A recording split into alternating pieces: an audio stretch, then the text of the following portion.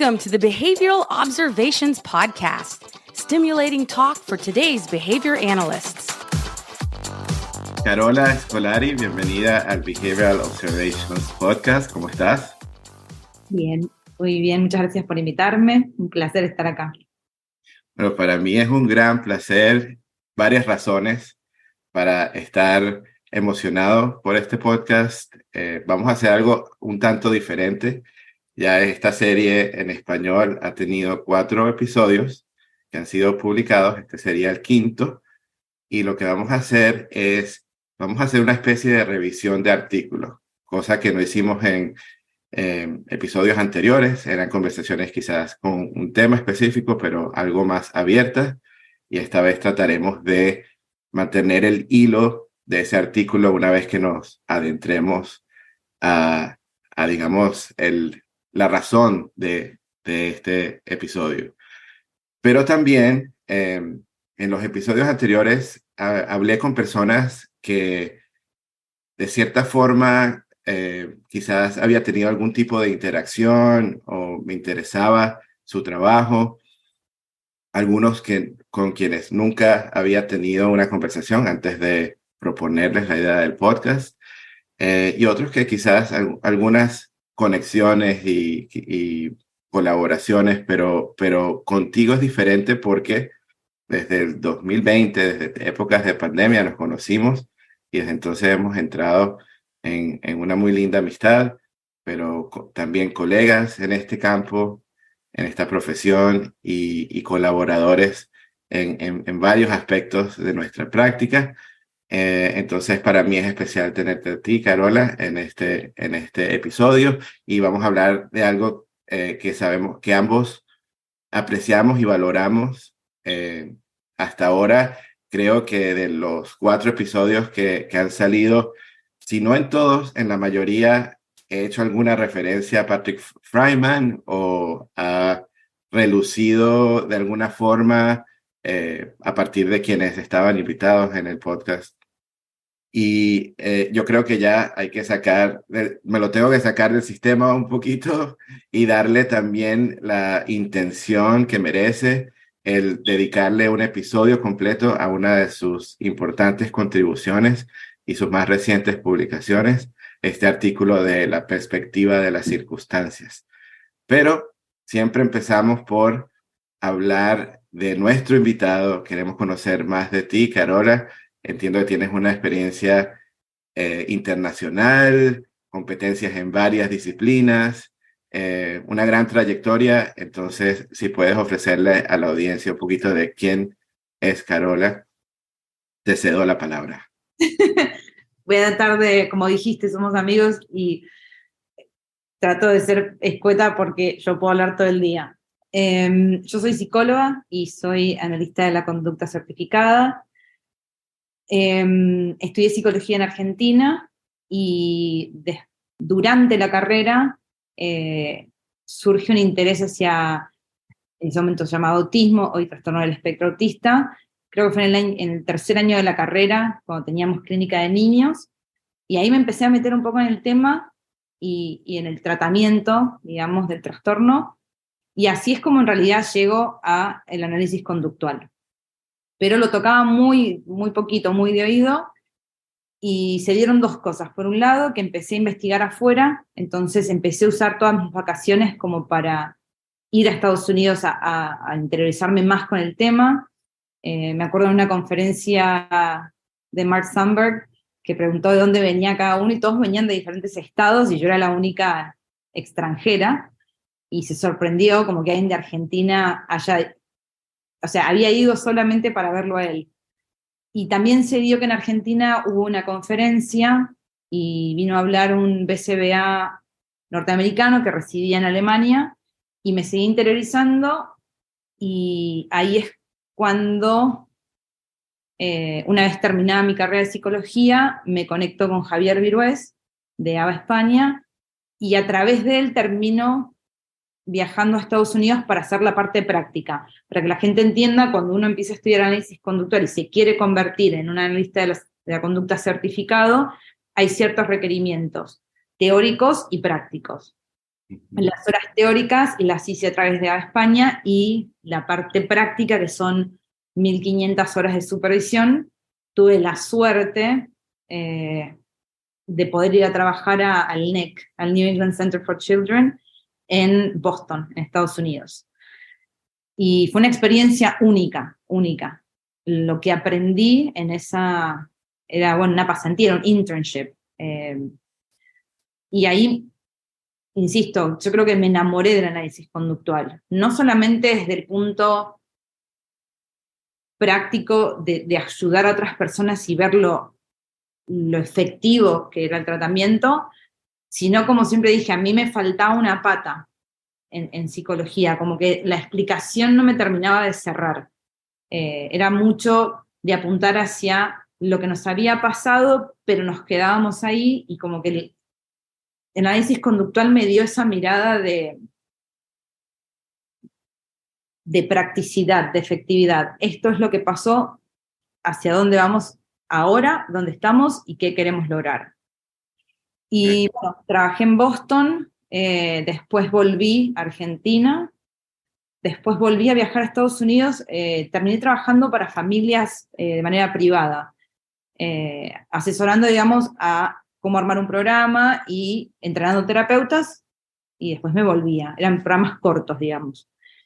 Volví a Argentina nuevamente, y después todo surge en realidad en un viaje de vacaciones. Mis amigos que había conocido en Boston vivían en Emiratos Árabes, en Abu Dhabi más precisamente, y me fui de vacaciones allá, y a los 3 días terminé aplicando. El NEC tiene una clínica hermana en Abu Dhabi.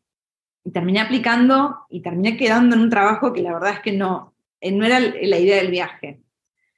Y también hay una historia, y mi visa es aprobada en tiempo récord. Yo en realidad tenía que viajar en agosto y termino viajando en febrero. Y también una experiencia muy enriquecedora, sobre todo lo que es la competencia cultural, que es una habilidad que se sigue trabajando durante toda la vida, porque es un país con una cultura y una religión totalmente distinta, capaz a lo que uno tiene más experiencia, más contacto.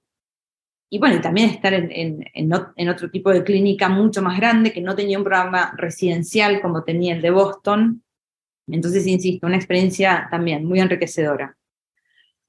Vuelvo a Argentina ya con la idea de arrancar con mi propio proyecto, que es Casita Aba, que nace, en realidad el proyecto nace en Abu Dhabi y se termina de concretar en Argentina, con la idea principal, que era brindar supervisión, que es una figura que faltaba mucho.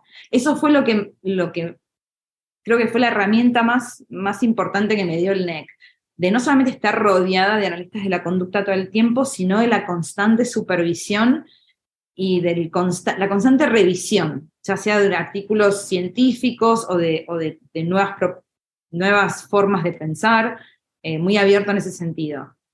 Y bueno, Casita Aba surge, nace y se convierte en una realidad, brindando supervisión y sobre todo brindando diseminación. Esa siempre fue como mi meta, entendiendo el privilegio del que vengo y de lo bendecida que me siento de poder haber accedido a un montón de cosas que muchas veces a países latinoamericanos o de habla hispana no llegan. Entonces, de ahí también surge todo lo de Casita Aba. Y un año antes de la pandemia, por cuestiones de trabajo y de tiempo, yo en ese momento estaba con Casita Aba, que estaba brindando supervisiones en Chile, Argentina, Uruguay, España, Estados Unidos, y yo estaba enseñando el máster en la Universidad de Chile con Penélope y Estefanía. Se me hacía imposible manejar un tiempo real de poder viajar a cada casa. Entonces, un año, como te digo, antes de la pandemia, pasó todo a online. La gente entró en pánico, no entendían por qué, cómo es que lo vamos a hacer online, surgió. Creo que encima se dio que estaba la conferencia, la de todos los años, ABAI, y justo ese año fue todo acerca de lo remoto. Uh-huh. Y creo que eso me sirvió mucho como ejemplo. Después surge la pandemia, Yo en ese momento viajaba bastante, estuve viajando y ayudando a familias, pero de manera pro bono, gratuito, en diferentes países, sobre todo en Europa, en algunos países en Europa, y muy interesante también entender las diferencias en los sistemas de salud y de cómo las familias tienen diferentes objetivos o prioridades, dependiendo de los países. Eso también me ayudó muchísimo a tener mi propia perspectiva y entender que lo que para uno es una prioridad, para otro no lo es ni cerca.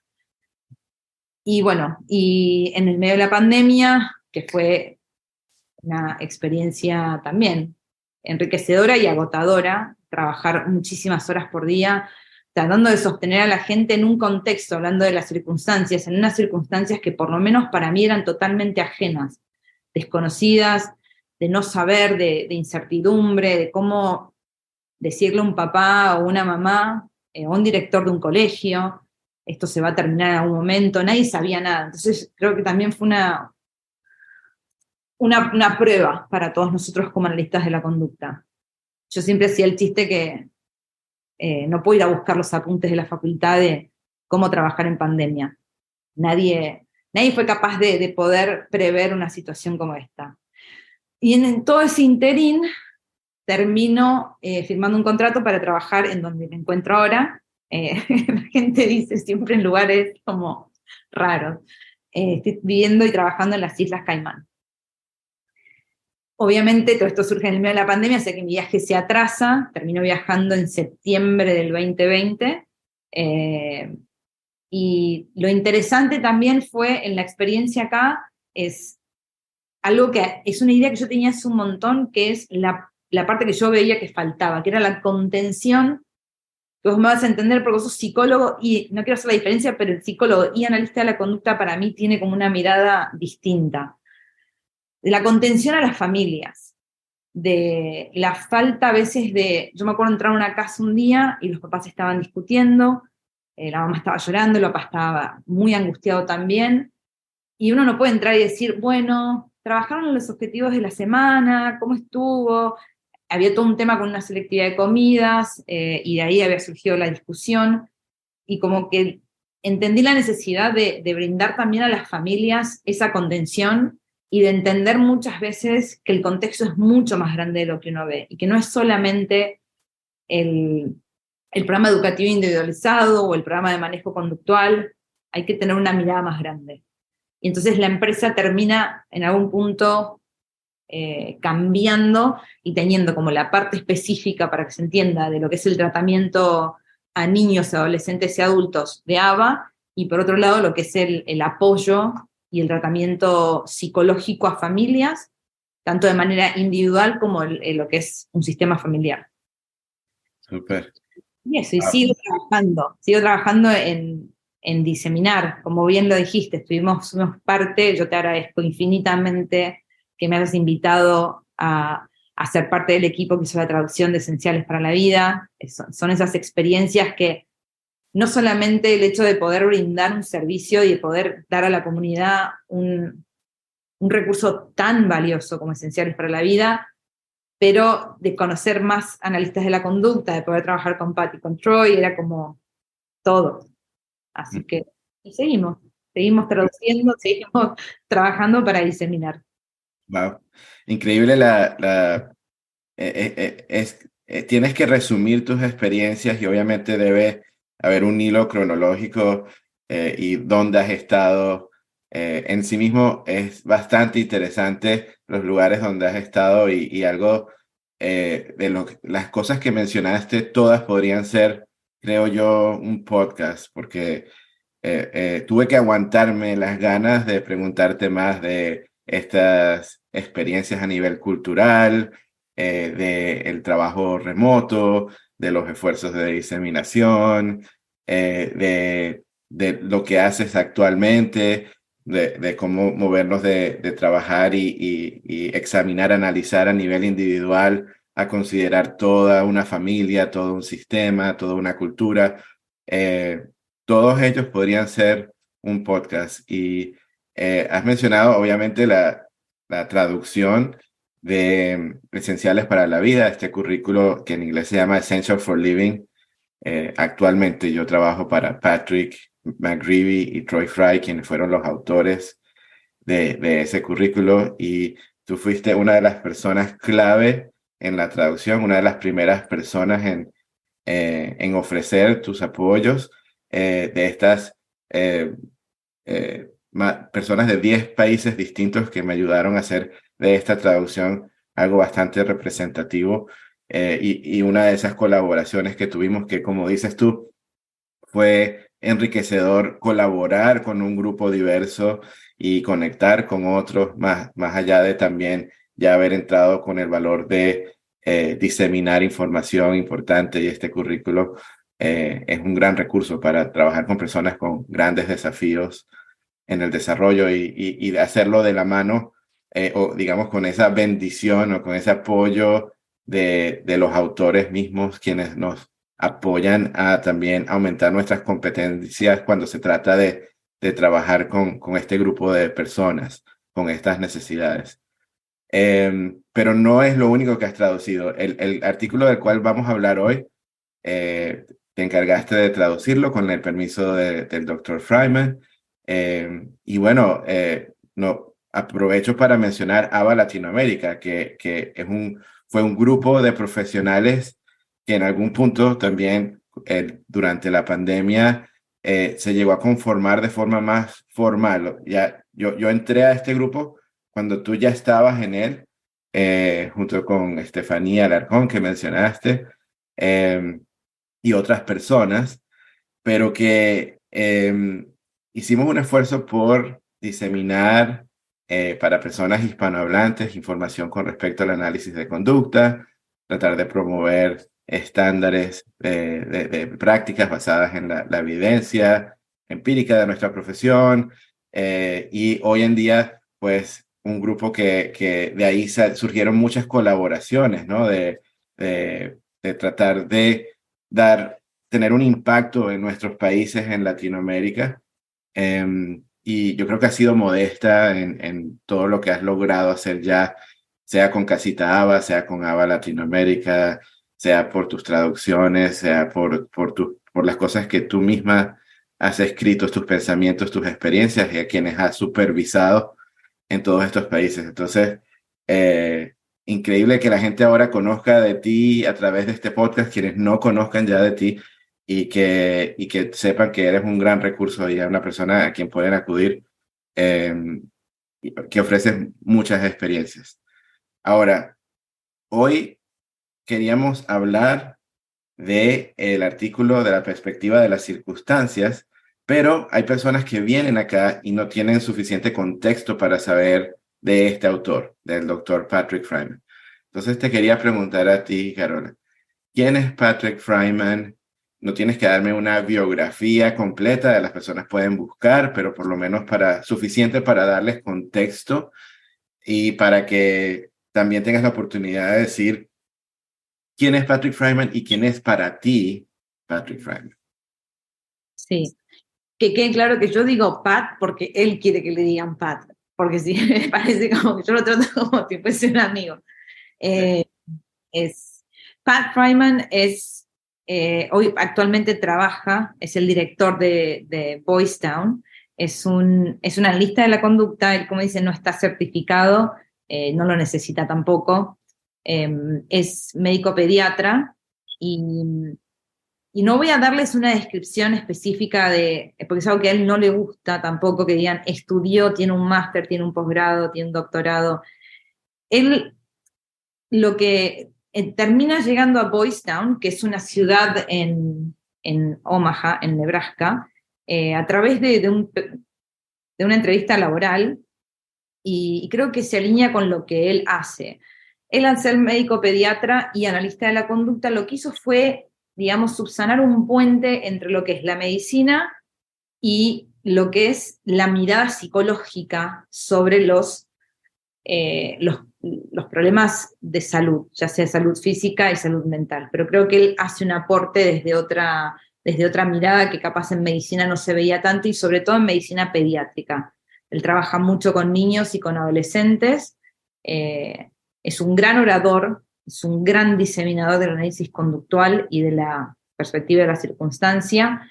Ha escrito, creo que no sé, casi 200 artículos, ha sido publicado en muchas revistas científicas, ha colaborado con capítulos para libros, ha escrito él creo que 2 o 3 libros, y hoy actualmente, como digo, es el vicepresidente de Boys Town, que ahora vamos a hablar un poquito más de Boys Town, trabaja en la Universidad de Medicina de Nebraska, es profesor ahí, pertenece a los boards de varias revistas científicas también, ha sido editor de JAVA, que es donde hoy se publica este artículo, que es un artículo de acceso libre, no hay que pagar para obtenerlo, y ha sido presidente de ABAI, de la Asociación de Análisis de Conducta Internacional, que también podríamos hacer todo un podcast acerca de esas dos historias, que creo que también se alinea mucho con lo que él es.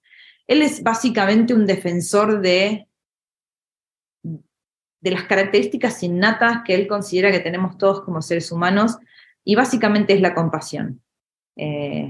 Y creo que más nos adentremos en la perspectiva de la circunstancia, vamos a entender un poco más esto.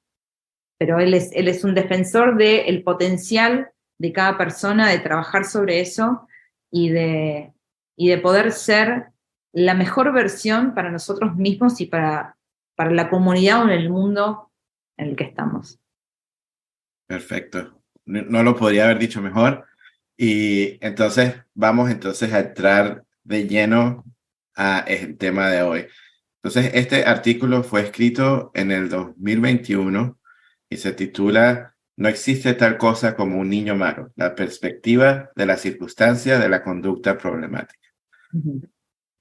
¿Puedes hablar un poquito para que la gente entienda a qué se refiere él por la perspectiva de la circunstancia y cuál sería entonces el contraste, la perspectiva alternativa que es más predominante? Sí. Para hablar un poco de la perspectiva de la circunstancia, hay que hablar nuevamente, por eso no me explayé tanto, sobre Boys Town y quién fundó Boys Town. En el artículo van a tener más información, y para que quede claro, hay mucha información online, porque tampoco me quiero tomar todo el tiempo y no poder hablar de la perspectiva en sí misma. Todo esto surge en la década, o sea, a principios del siglo XX, con el padre Flanagan. El padre Flanagan, en ese momento, para ponerlo en contexto, se encontraba en Nebraska, en Omaha, y lo que sucedía es que, dicho sea de paso, por una pandemia también, muchos niños habían quedado huérfanos y habían quedado en las calles. Y desde un punto de vista sociocultural eran vistos como niños malos. Básicamente, si incurrían en conductas ilegales como robo o en peleas callejeras y demás. Y lo que surge es que el padre Flanagan en algún punto difiere de esta visión y dice, estos niños lo que necesitan es otro tipo de contexto. Tratando de no spoilear el final. Entonces lo que él hace es comprar una casa y lo que hace es invitar a 5 niños a vivir con él. Y basa en un sistema sobre todo de mejorar el contexto en el que estos niños se encuentran. ¿Por qué? Porque lo que dice el padre Flanagan es, no existe un niño malo, sino lo que existe es un mal ambiente, malos modelos y mala enseñanza. Lo que podría determinarse como malas circunstancias. Entonces lo que él hace es generar un contexto donde estos niños aprendan habilidades para la vida, aprendan o entiendan lo que es la contención emocional, porque estos niños estaban solos, y una sociedad que lo único que hacía sobre todo era castigarlos o ponerles una etiqueta de delincuentes, de niños malos. Entonces él lo que dice es eso, y explica que eran niños a los que les había pasado muchas cosas malas. Entonces lo que él dice es, cuando te pasan cosas malas, en algún punto te enseñan a comportarte de una manera específica. Y lo que estos niños necesitan en realidad es que les pasen cosas buenas. Algo que parece tan simple, pero que no lo es. Entonces él crea Boys Town. Y el modelo en un principio, él empieza a utilizar diferentes corrientes o diferentes modelos hasta que en el año 70 o 71 creo, empieza a utilizar lo que se llama el Teaching Family Model, que surge de otra universidad con otros analistas de conducta muy conocidos hoy. Uno de ellos es Matt Wolf, y es un modelo que está basado en las relaciones, está basado en el respeto a una persona que está en una situación de riesgo. Y es una mirada mucho más compasiva, a la vez que estructurada, porque muchas veces creo que cuando hablamos de la palabra, porque no tiene una definición operativa y el analista se pone como loco, la compasión no tiene que ver con la falta de estructura, con la falta de límites, no. Hay una estructura, ellos tienen un sistema, por ejemplo, de puntos diarios, semanales, mensuales. Hay reglas, como en toda sociedad, uno no vive en un libertinaje, pero sí hay una cierta libertad. ¿Por qué? Porque en un contexto adecuado se entiende que la persona tiene esa opción de optar por conductas, volvemos ahora mismo, compasivas, respetuosas para con uno y para con el resto. Es un tratamiento también, el Family Model, informado en el trauma, y creo que eso es clave también, entender la circunstancia. El trauma no es algo que sucedió y ya está, sino que es algo que ha generado conductas, ha generado miedos. Entonces, es una mirada global de lo que a la persona le ha pasado y cómo esto ha influenciado en las conductas que uno ve hoy. Y básicamente lo que hace yo creo que Flanagan en algún punto es como uno de los padres del análisis conductal, simplemente que no lo sabemos. Yo creo que si se hubiesen sentado con Skinner a hablar, hubiesen encontrado demasiados puntos en común. Básicamente lo que él dice es que el comportamiento se da en función de las circunstancias. Ok, muy bien. Entonces, eso nos da perfecto contexto para entender esta idea de cómo surgió Boys Town, y saber de Father Flanagan y esa perspectiva, esa propuesta que él ofrece, cómo entonces esta propuesta se alinea con las ideas fundamentales del análisis de conducta.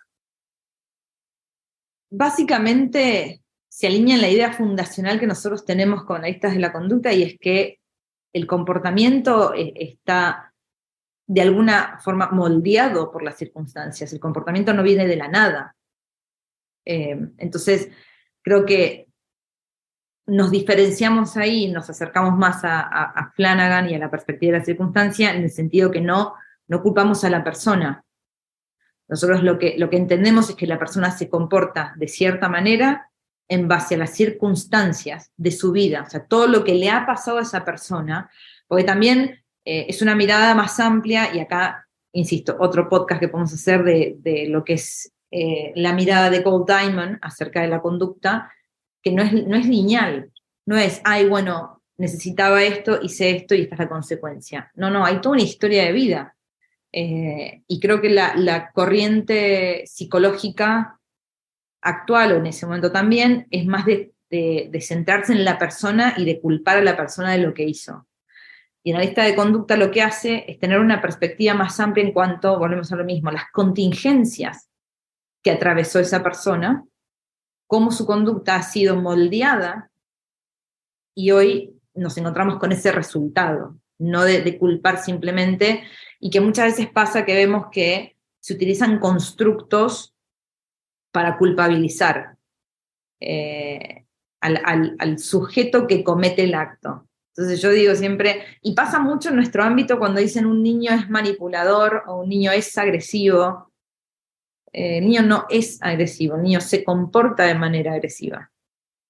El niño se comporta de manera manipuladora. Separar lo que es la acción de la persona. Y creo que eso se acerca más a la perspectiva de la circunstancia.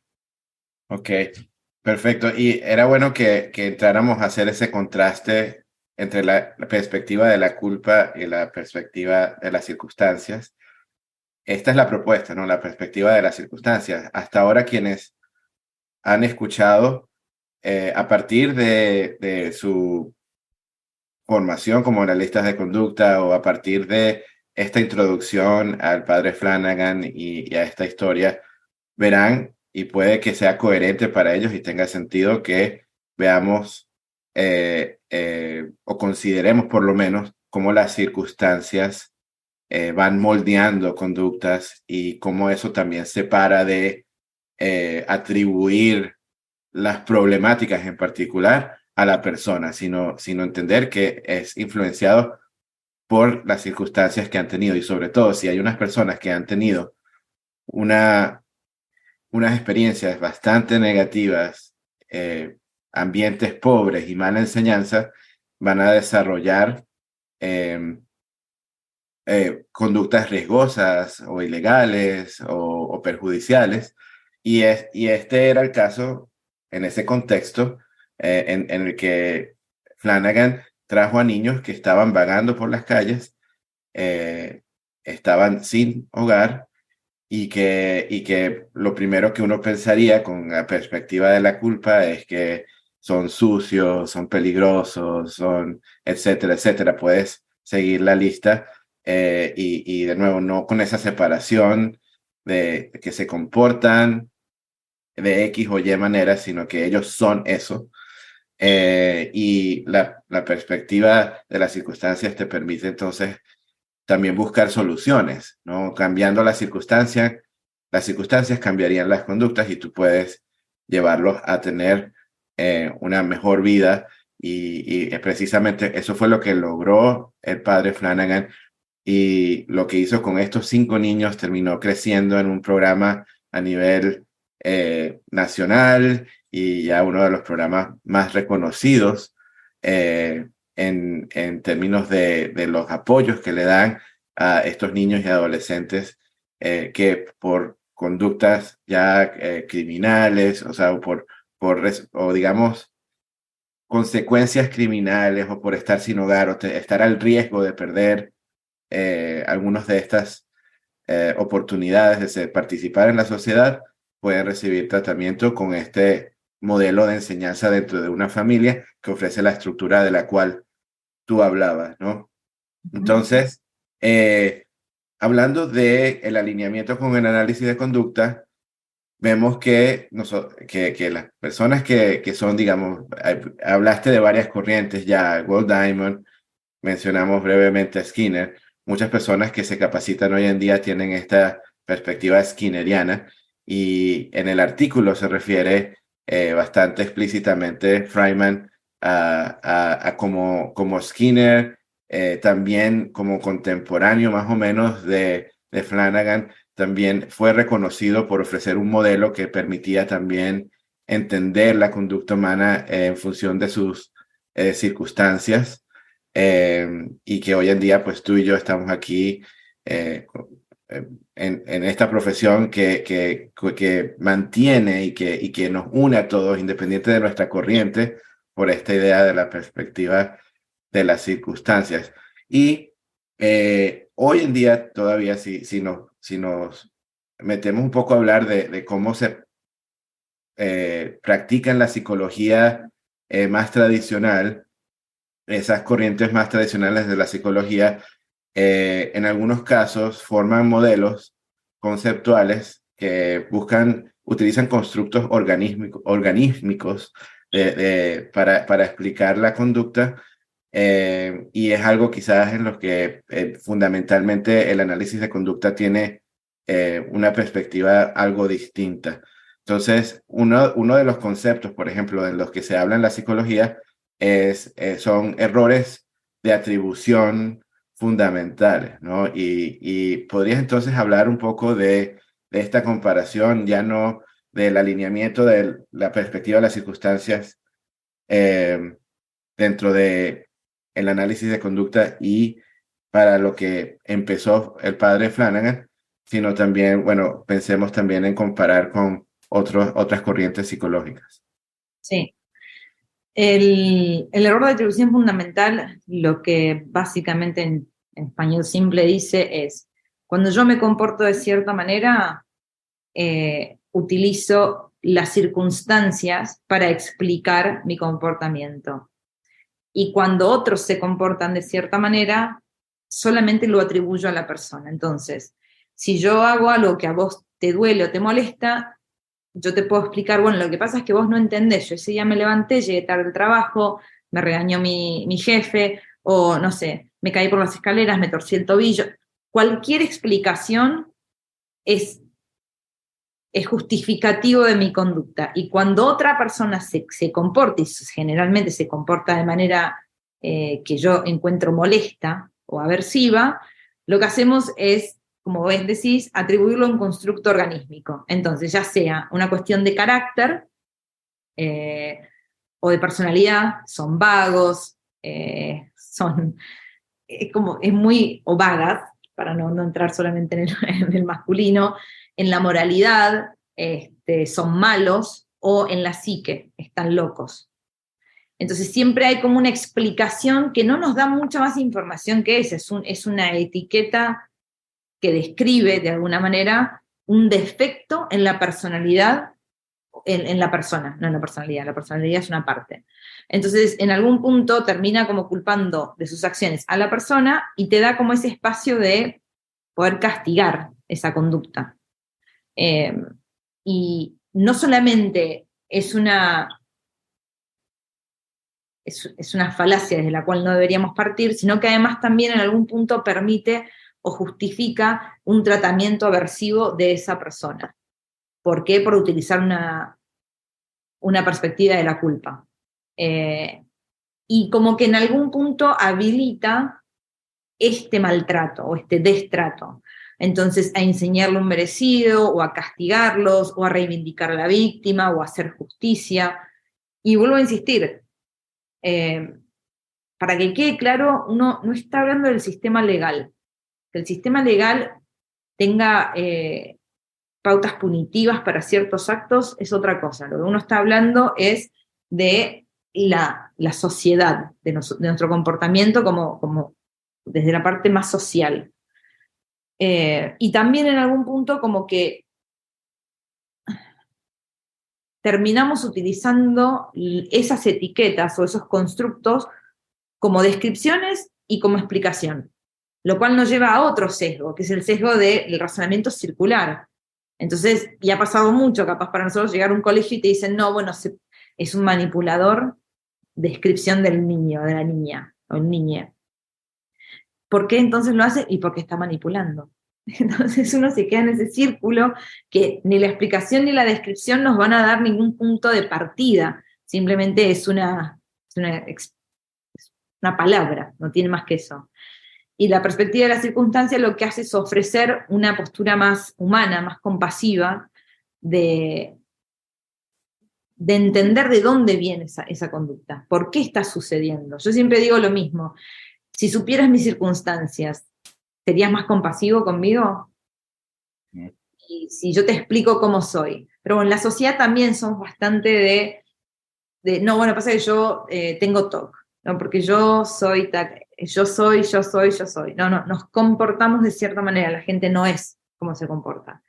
Y creo que la perspectiva de la circunstancia en algún punto abre ese error, lo quita, y abre esa puerta de todos tenemos una circunstancia, todos tenemos una historia.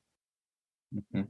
Si vos no accedes a esa información, lamento decir, no estás tomando una decisión informada, estás tomando una decisión basada en tu subjetividad y en tu perspectiva y sentimientos acerca de lo que sucedió. Entonces creo que es clave. Y creo que la perspectiva de la circunstancia no solamente es compasiva, sino que nos abre un campo mucho más amplio de poder trabajar la escucha activa, de trabajar en la comunicación, pues yo tengo que escucharte, te tengo que preguntar. Che, Miguel, la verdad es que el otro día cuando estábamos hablando y dijiste tal cosa, me dolió por esto, esto y esto, entonces si la próxima me querés decir algo, prefiero que me lo digas de esta forma. Y yo freno, porque no es un monólogo, es una conversación, y creo que al querer yo conocer tu circunstancia, no solamente me convierto en una persona que te está brindando un trato más compasivo, te estoy respetando como persona, y creo que seguimos modelando esta conducta que queremos ver. Okay. Entiendo. Entonces, es una buena forma entonces de ahora entender esta perspectiva puede separarte, desvincularte de lo que todos hemos hecho como las mismas, nuestras propias circunstancias informadas por nuestra sociedad por siglos de siglos, eh, para tratar de mantener un percibido orden, eh, o por, bueno, muchas otras razones, eh, se apoyan de estas miradas culpabilizadoras.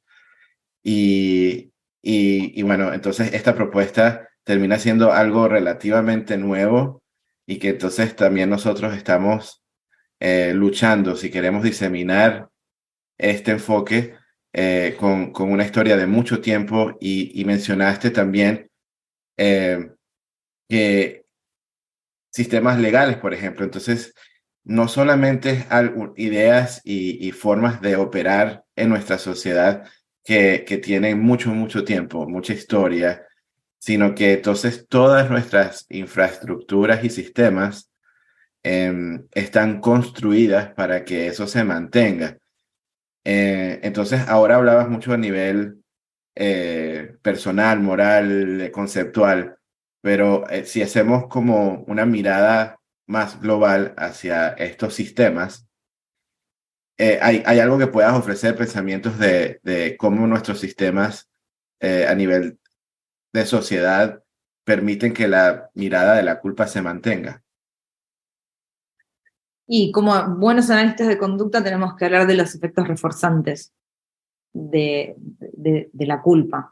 Y creo que en algún punto, cuanto la gente más pueda entender que es reforzante a corto plazo, pero no a largo, creo que la gente va a ser más adepta a poder incluir y adoptar plenamente la postura de la perspectiva de la circunstancia. En algún punto, desde un punto de vista social, cuando sucede algo, vamos a hablar para que se entienda bien, de crímenes más atroces, capaz. Cuando hay un homicidio o cuando hay una guerra o un genocidio, obviamente que hay una respuesta inicial de dolor, de angustia, eh, de llanto, de bronca. O sea, nadie reacciona hacia un crimen tan atroz o una situación tan atroz de manera positiva. Entonces, la perspectiva de la circunstancia no está diciendo que niegues tus emociones ni que las ignores, sino que lo que está diciendo es, desde el punto de vista social, la sociedad lo que necesita es entender por qué pasan las cosas para poder evitarlas en un futuro. Y cuando hablamos del poder reforzante, ¿qué pasa? Cuando uno escucha que han asesinado a un niño o que han abusado sexualmente a una persona, lo primero que uno quiere es venganza. Es esa sensación de dame lo que necesito. Y en algún punto, si uno toma esa distancia, que esa persona reciba su merecido, puede en algún punto ser reforzante para esa emoción específica. Pero si lo llevamos a un contexto más general y más amplio, uno querría evitar que esas cosas sucedan. Pero ¿qué pasa? Vuelvo a insistir, en el corto plazo, como que en algún punto genera una sensación de seguridad, genera una sensación de, insisto, de justicia y de castigar, que esto tiene que ver un poco, y Pat Abra en el artículo y en el podcast que hicieron con Matt y con Linda LeBlanc, y hay otra persona más que no me estoy acordando el nombre, hablan un poco de esto, de cuándo surge la culpa en el ser humano. Y creo que él cita un experimento donde a los niños se les da una moneda y tienen que mirar un video y hay dos títeres. Y hay un títere que se porta bien, un títere que se porta mal. Y ellos al final del video tienen que entregar la moneda por si quieren que el títere malo se lo castigue o se quedan con la moneda y se ganan un sticker. Y los niños de 3 años se quedan con el sticker. Y los niños de 6, que ya sabemos que están mucho más condicionados culturalmente, ya han pasado 6 años en la cultura en la que se encuentran, quieren ver el castigo. Entonces, como en algún punto, y insisto, no me quiero ampliar demasiado, Pero también si lo ves desde un punto de vista religioso, desde un punto de vista político, la culpa sirve porque en el fondo no hacemos nada. En algún punto solamente señalamos con el dedo a alguien, pedimos que se lo castigue y al día siguiente nos levantamos y seguimos con nuestra vida. Entonces parecería ser más simplista. En cambio, si nos ponemos a pensar, yo pienso, por ejemplo, en lo de George Floyd, en lo que pasó. O hace poco en Argentina, un adolescente falleció a manos de un grupo de otros adolescentes que lo golpearon hasta matarlo. Si yo te lo cuento, o los que han tenido, lamentablemente, la posibilidad de ver el video de George Floyd, a todos nos genera esa sensación. Mismo ahora a mí me está volviendo esa sensación de falta de aire, de impotencia, Pero si vos me preguntás en el caso de los policías del caso de George Floyd, ¿que merecen un castigo legal? Sí. Pero llamarlos animales, por ejemplo, no sirve de nada. Es una etiqueta que en algún punto lo único que hace es quitarlos de la esfera humana. Y creo que también eso es reforzante, que no nos encontremos en el mismo lugar. Ellos son monstruos, son animales y nosotros no. Y creo que hay que entender que no, que en ese sentido somos todos iguales. Después cada uno con sus circunstancias y su idiosincrasia, ahí es donde nos diferenciamos. Pero como sociedad somos todos iguales, somos todos seres humanos. Entonces creo que también hay una cosa reforzante de separarme de son animales, son monstruos. Y vuelvo a insistir, creo que hay una sensación muy subjetiva y que no se sostiene a largo plazo de seguridad. No, ya está, están presos. Y entonces seguimos sin entender el problema, seguimos sin entender, ahora no me va a salir el nombre, por supuesto, porque hoy tengo un metete de nombres en la cabeza, pero hay otro en la lista de la conducta que se ocupa mucho, mucho del tema de los policías y de cómo la necesidad de reeducación. Entonces creo que en algún punto es eso, está el castigo legal que corresponde, vivimos en un sistema democrático en la mayoría de los países, donde hay códigos civiles, códigos penales, y uno responde, y un juez, hay abogados, hay todo un sistema legal, no estamos hablando de eso. Creo que en algún punto nos diferenciamos, en algún punto la culpa es más fácil de usar, soluciona más rápido el problema, y nos desentendemos. Y para quienes están escuchando y no viéndote, dijiste solucionando, pusiste comillas en la palabra solucionando. Bueno, muchas gracias, Carol. En verdad, yo creo que está muy claro. Y no te preocupes por ampliarte, porque se supone esto es un podcast que puede tardarse lo que necesitemos que se tarde, ¿ok?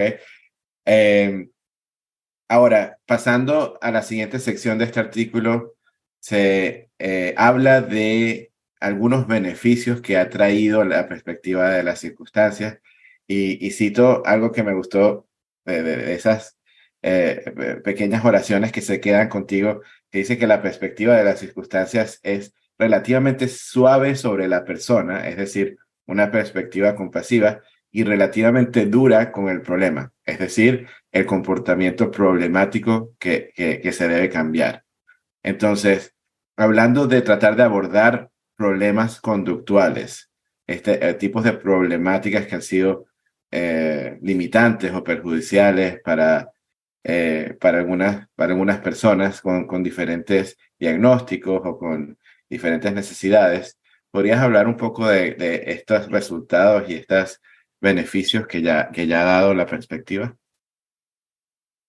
Yo creo que la perspectiva, vuelvo a insistir, nos acerca más a lo que es la meta de vivir en sociedad, pero siempre reforzando la idea de individualidad en el sentido de somos todos distintos. O sea, la perspectiva nunca te va a pedir que te niegues ni niegues lo que sentís, al contrario, toma en cuenta, insisto, la conducta respondiente frente a un suceso, pero te invita a ser un poco más reflexivo, a trabajar en esas habilidades más necesarias para tener una perspectiva en el sentido de escucha activa, de cómo nos comunicamos, de cuál es la definición de cuidado, de compasión. Si hablamos también de lo que aporta, si hablamos de un punto de vista sumamente profesional y más en lo que hacemos nosotros, que es trabajar con familias o con personas con algún tipo de diagnóstico, creo que es alejarse un poco de la etiqueta y creo que te da una mirada mucho más global de lo que es el tratamiento integral de una persona. Si estamos hablando, ejemplo, de una familia, de entender los diferentes sistemas, en el sistema parental, en el sistema de hermanos, en el caso que lo haya, y te permite ir un poquito más y te amplía como profesional la mirada de qué es lo que está pasando, qué es lo que pasó y qué es lo que no veo. Si lo llevas a un punto de vista social, no tanto laboral, para hacer esa diferenciación, creo que nos haría mejores personas. Me acuerdo una vez que surgió que en el noticiero un taxista, una persona que maneja un taxi, se baja enojadísimo y se agarra, o sea, se empieza a pelear físicamente con otra persona y después choca su auto contra el otro auto y lo vuelve a chocar y lo vuelve a chocar. Y todo el mundo decía, no, porque está loco, no, porque viste cómo son los hombres, que no controlan las emociones. Insisto, como sociedad, ¿nos sirve pensar así? No. Quítate un poquito, da un paso para atrás y pregúntate, ¿qué es lo que le está pasando a esa persona? ¿Qué es lo que le sucedió a lo largo de su vida y qué es lo que sucedió ese día? ¿Qué persona en su sano juicio rompe su elemento de trabajo? Él mañana no puede salir a trabajar. No puede pagar sus cuentas, no puede ganar dinero, no puede generar su propio ingreso. Entonces creo que entender la perspectiva de las circunstancias desde ese lugar nos amplía no solamente a nosotros en lo individual, entender que hay mucho más detrás de una persona y de su conducta. Y hay una historia que Pat utiliza, no es de él no sabe dónde vino, creo que la leyó online, que dice, es corta, pero para hacerlo bien sencilla, te levantás en la mañana, te levantaste tarde, estás yendo al trabajo, te subís al auto, llegas al primer semáforo, hay un solo auto delante tuyo, entonces decís, bueno, vamos bien, no llego tarde. El semáforo se pone en verde y el auto no se mueve. La persona que está en el auto de adelante mira hacia el asiento trasero. El semáforo se vuelve a poner en rojo, vos decís, bueno, no importa, todavía tengo tiempo. Vuelve a pasar la misma secuencia, la persona no se mueve, mira al asiento trasero. La tercera vez que pasa, yo cuando la cuento en terapia digo, ¿vos cómo pensás que esa persona se está sintiendo? Y enojada, frustrada, si lo haríamos bien en argentino, recaliente. Y esa persona se baja del auto y va caminando hacia el otro auto con la intención de decir, movete, correte, estoy llegando tarde. ¿Por qué? Porque en ese momento lo único que importa es tu realidad y tu contexto. Y cuando llega al otro auto, ve a una persona en el asiento de adelante llorando y mirándose el asiento de atrás. Y en el asiento de atrás hay un bebé que se está poniendo azul y que no puede respirar. Entonces creo que cuando hablamos del poder transformador de la perspectiva de las circunstancias, que en ese momento tu perspectiva cambia completamente. Hay un bebé que se está ahogando, hay una persona que no sabe qué hacer, entonces pasás de una postura crítica a una postura mucho más compasiva y tu accionar cambia. Ya no quiero gritarte, no, lo que quiero es ayudarte. Entonces creo que si todos tuviésemos esa capacidad de dar un paso hacia atrás y preguntarnos qué es lo que está pasando y no decir son idiotas, son animales, son monstruos, es un desconsiderado, querés utilizar palabras más del DSM, yo estoy harta de escuchar gente que dice, no, es un narcisista, no, es bipolar, o la famosa y querida es tóxica o es tóxico. Lo que es tóxico es la relación, ustedes lo que no saben es comportarse en esa relación, pero ninguna persona es tóxica. Entonces creo que pensar que siempre hay un bebé en el asiento de atrás y que uno nunca sabe. Yo tengo un tatuaje que es una pieza de rompecabezas y es como un recordatorio de siempre te va a faltar una pieza, siempre. Llevarlo un ejemplo más concreto con trabajo, por ejemplo, me pasó una vez en una supervisión con una mamá, papá, una familia, 2 niños, un niño con un diagnóstico de trastorno del espectro autista, y había un tema de selectividad de comidas y buscando refuerzos primarios y demás, y la terapeuta un día se enoja mucho y me llama enojada. No, porque esto, por el otro, y en el relato empiezo como a notar ciertas cosas y digo, para. Y le empiezo a hacer preguntas. Resulta que la mamá tiene un trastorno de la alimentación, de tipo restrictivo. La terapeuta fue ese momento, fue como cuando ves el bebé en el asiento de atrás, que está azul, fue la misma reacción en ella, fue, ok. Entonces ahora todo tiene sentido. Entonces creo que es la curiosidad de decir, hay algo más. Yo tengo un principio en mi terapia, en cualquier contexto de mi vida, pero en terapia para hablar acá específico, que es el principio de la no violencia. Si no sabes cómo decirlo, si no sabes cómo hacerlo, no lo hagas, si lo vas a hacer de manera violenta, porque no aporta y generalmente tiende a escalar la situación.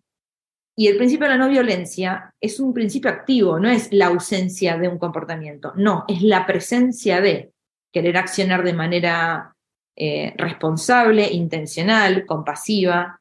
Entonces creo que el aporte más grande que tiene es ese, el de aportar la curiosidad, el de entender que no sabemos todo lo que está pasando y que probablemente lo que nosotros consideramos que pueda llegar a ser la solución no lo sea. Okay.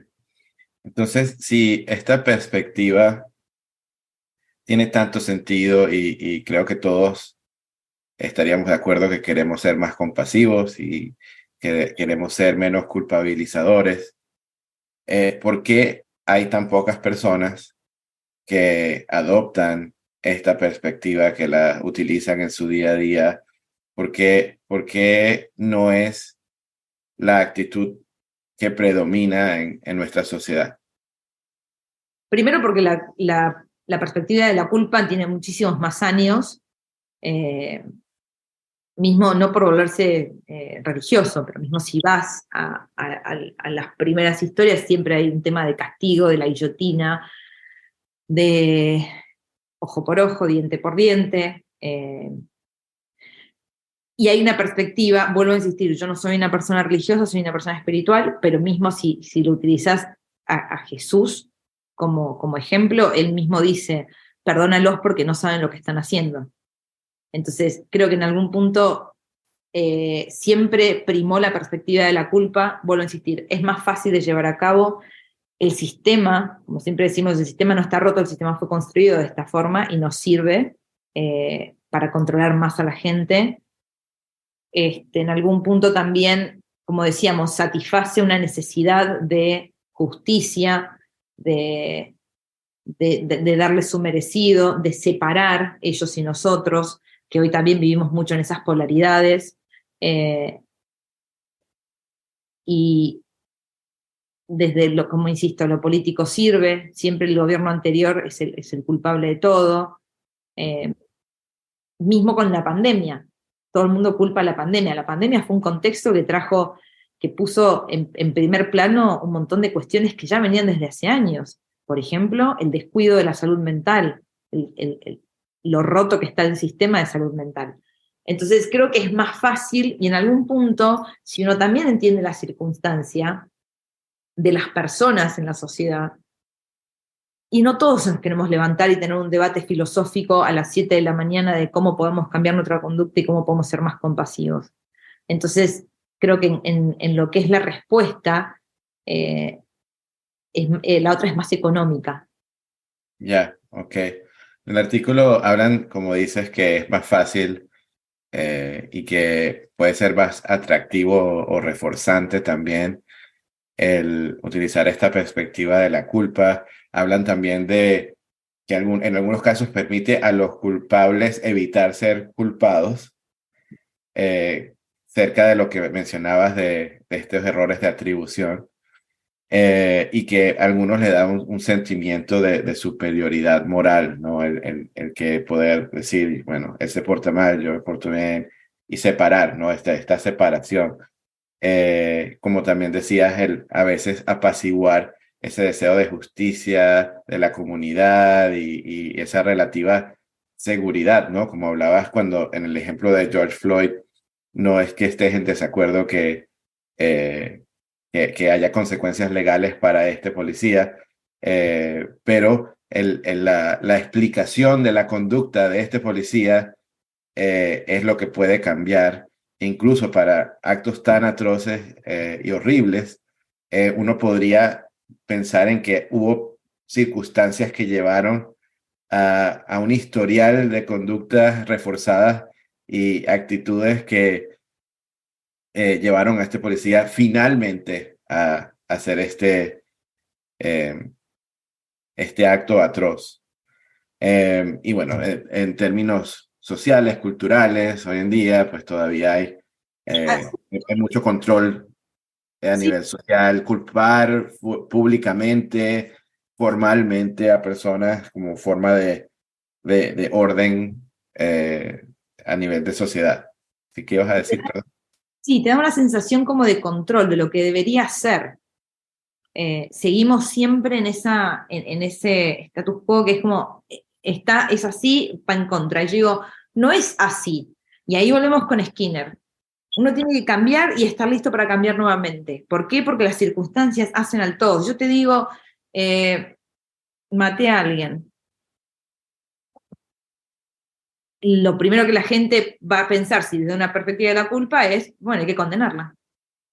Si yo te digo, estaba durmiendo, una persona entró a mi casa, me encontré en una situación de suma violencia, esta persona estaba intentando ahorcarme, es legítima defensa.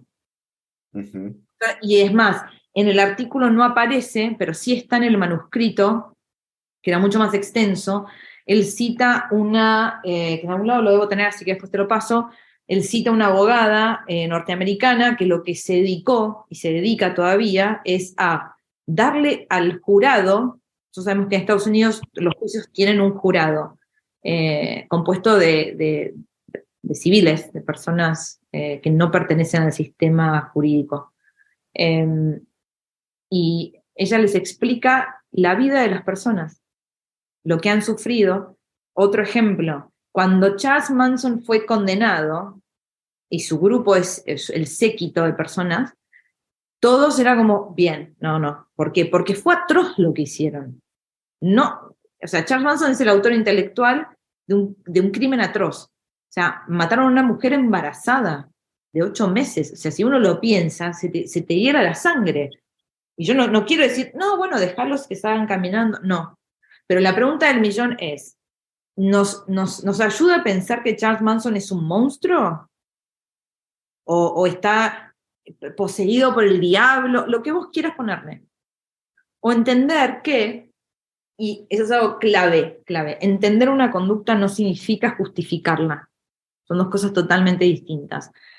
Charles Manson no tuvo una niñez y una adolescencia libre de trauma, al contrario, estuvo en muchos hogares de acogida, los foster homes, una mamá ausente, una mamá abandónica, una mamá que entraba y salía de su vida, o sea que tuvo una cuestión de abuso y de una falta de control. Y en las entrevistas que se le hicieron, hay una entrevista que se le hizo cuando él tenía 14 años, y si uno hubiese tenido acceso y con la información de la perspectiva de la circunstancia hoy, tendríamos que haber tomado otro camino. A ese niño hay que contenerlo. Yo hoy tengo un niño en tratamiento que tiene 15 años.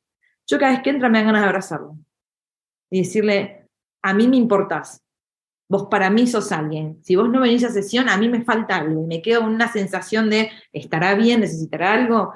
Porque es un niño que ha pasado por demasiadas carencias. Uh-huh. Y los actos que ha llevado a cabo son ilegales, son peligrosos, ha puesto en peligro a otras personas, se ha puesto en peligro a sí mismo, pero entiendo la circunstancia, entiendo la historia detrás. Lo mismo que Charles Manson, que no significa justificar lo que han hecho o lo que hizo. Él en particular siendo el autor intelectual, pero hay toda una historia de control, hay toda una explicación. Entonces, si uno se toma el trabajo de escuchar a la persona, la conducta tiene sentido. Que tenga sentido no significa que esté bien, no estamos emitiendo un juicio de valor moral o legal, pero uno la entiende. Y creo que esa es la clave. Y tampoco volvemos a lo mismo, es más fácil la otra.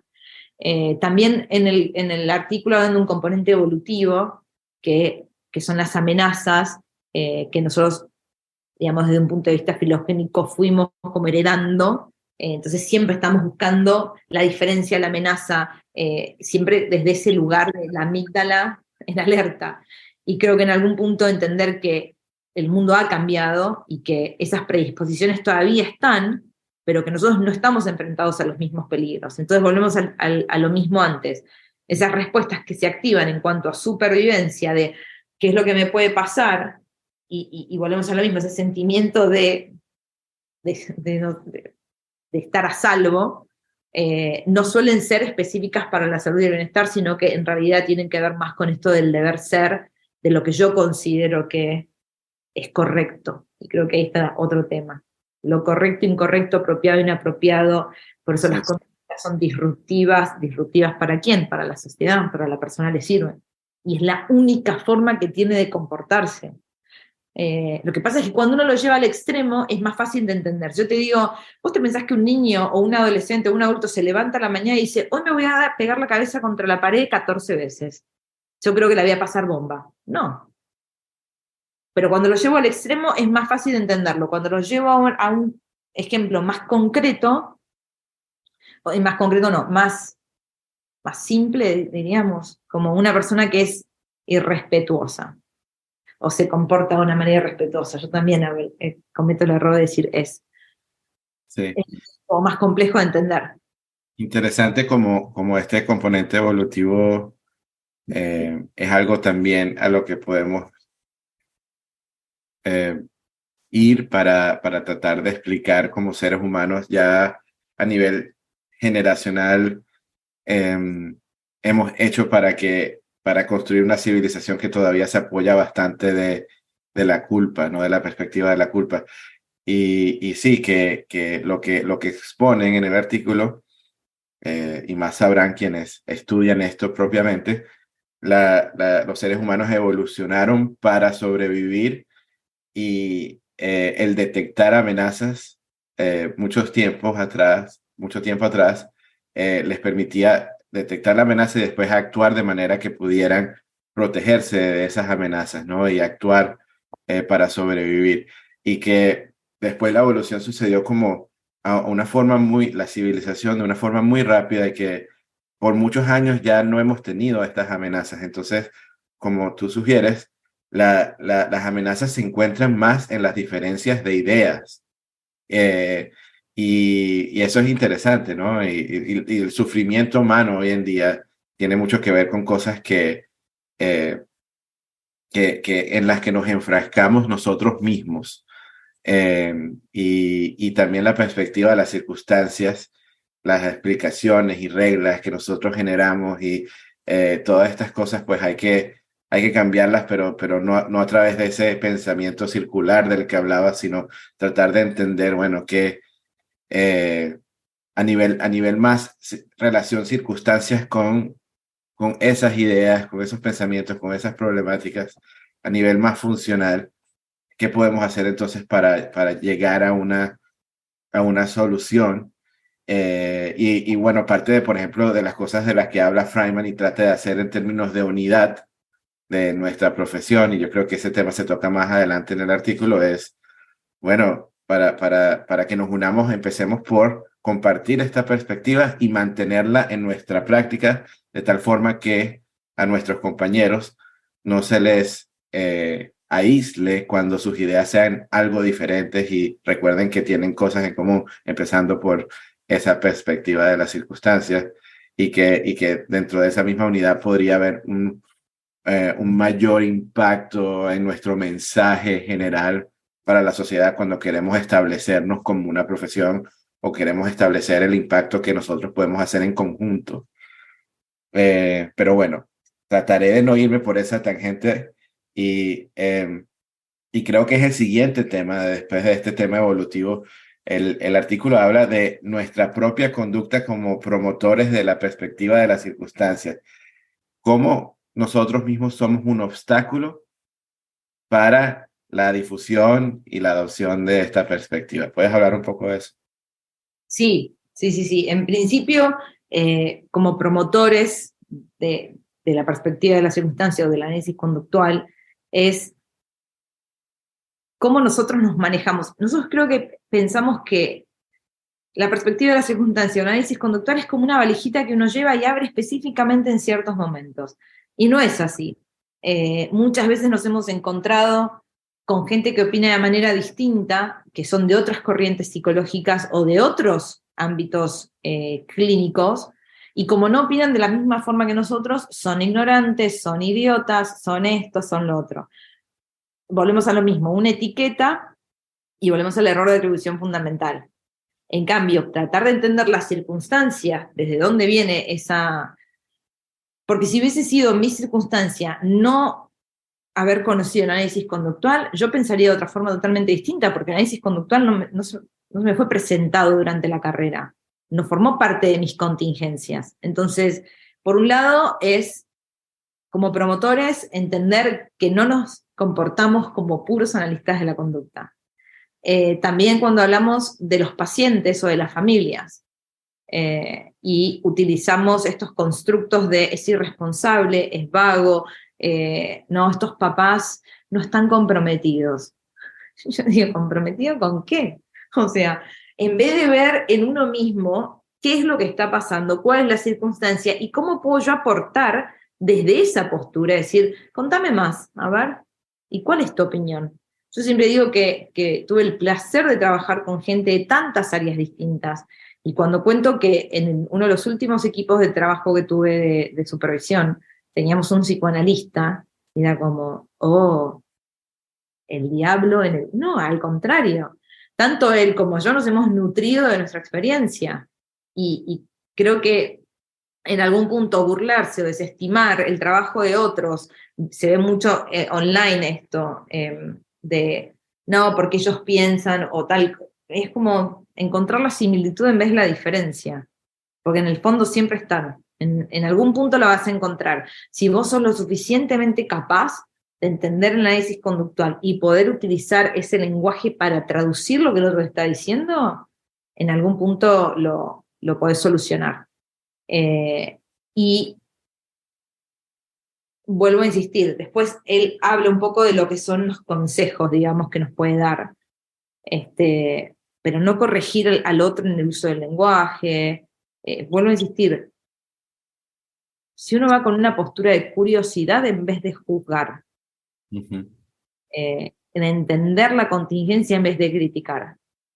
Entonces yo siempre a los supervisados les doy la misma analogía. Piensen que es una mesa redonda, no hay cabeceras. No es que el BCBA se sienta en una punta y el otro, no. Todos estamos acá para aportar. Y cuando uno se abre a otras posturas o a otras corrientes psicológicas, no solamente está practicando la perspectiva de las circunstancias, sino que además estamos modelando esa conducta. Y como buenos analistas de la conducta tenemos que saber que cuando uno modela el otro, aprende. Así es. En el artículo también hablan de cómo a la hora no solamente de estas diferencias entre profesionales y disciplinas, sino también cuando ofrecemos servicios y existen problemáticas en términos de adherencia, en términos de la fidelidad con la cual se implementan cosas o de cómo las personas van a adoptar tus ideas y perspectivas cuando vienen de otras, todo eso, que cuando no lo hacen, sin querer queriendo, volvemos a la otra mirada culpabilizadora y ¿qué hacemos? Decimos, lo compartamos o no con ellos, que son resistentes, testarudos, irresponsables, ¿no? O si de repente queremos utilizar como como te digo, la bandera de psicológica, podemos decir algo que suena un poquito más técnico como es el estrés, es la depresión y bueno, súmale etiquetas para después justificar o describir, utilizar como decías tú, descripción y como explicación el problema, ¿no? El porqué de esta falta de adherencia o el porqué de esta problemática de los padres, de familia, de los otros profesionales, etcétera. Entonces, al final, nosotros también puede que estemos siendo formados para adoptar otra perspectiva, pero somos humanos y estamos en una sociedad en donde diferencialmente se nos está reforzando pensar de una cierta forma o de actuar de una cierta forma y todas estas reglas que nos gobiernan, que nos influencian, vienen de este mundo que está lleno de esa perspectiva, ¿no? Bueno, lo que pasa es que volvemos a lo mismo, la perspectiva de la culpa no solamente tiene millones y millones de años y es más reforzante o intrínsecamente más atractiva y demás, pero hoy sirve también a un sistema y hoy la política en general, por eso es complejo porque uno quiere mantenerse en el campo estricto de nuestra profesión, pero tiene que ver el todo. Y hoy te das cuenta que a la política le sirve y lo puedes ver en cualquier país. Democrático o no. En Estados Unidos ha pasado con volver a ser América lo que era, Make America Great Again. En Argentina está la grieta, somos vos, o sea, ustedes y nosotros. Entonces, y mismo dentro del análisis conductual no se ponen de acuerdo. O sea, a mí yo no me meto mucho en esas cosas y no considero el tema de la cultura de la cancelación. Creo que hay que sentarse y hablar. Y hay que utilizar cada una de las situaciones como lecciones a aprender, no como un error y quitar a alguien, volvemos a lo mismo, cancelas a alguien y porque la persona que cometió ese acto no esté presente no significa que esa realidad no siga siendo parte de nuestra cotidianeidad.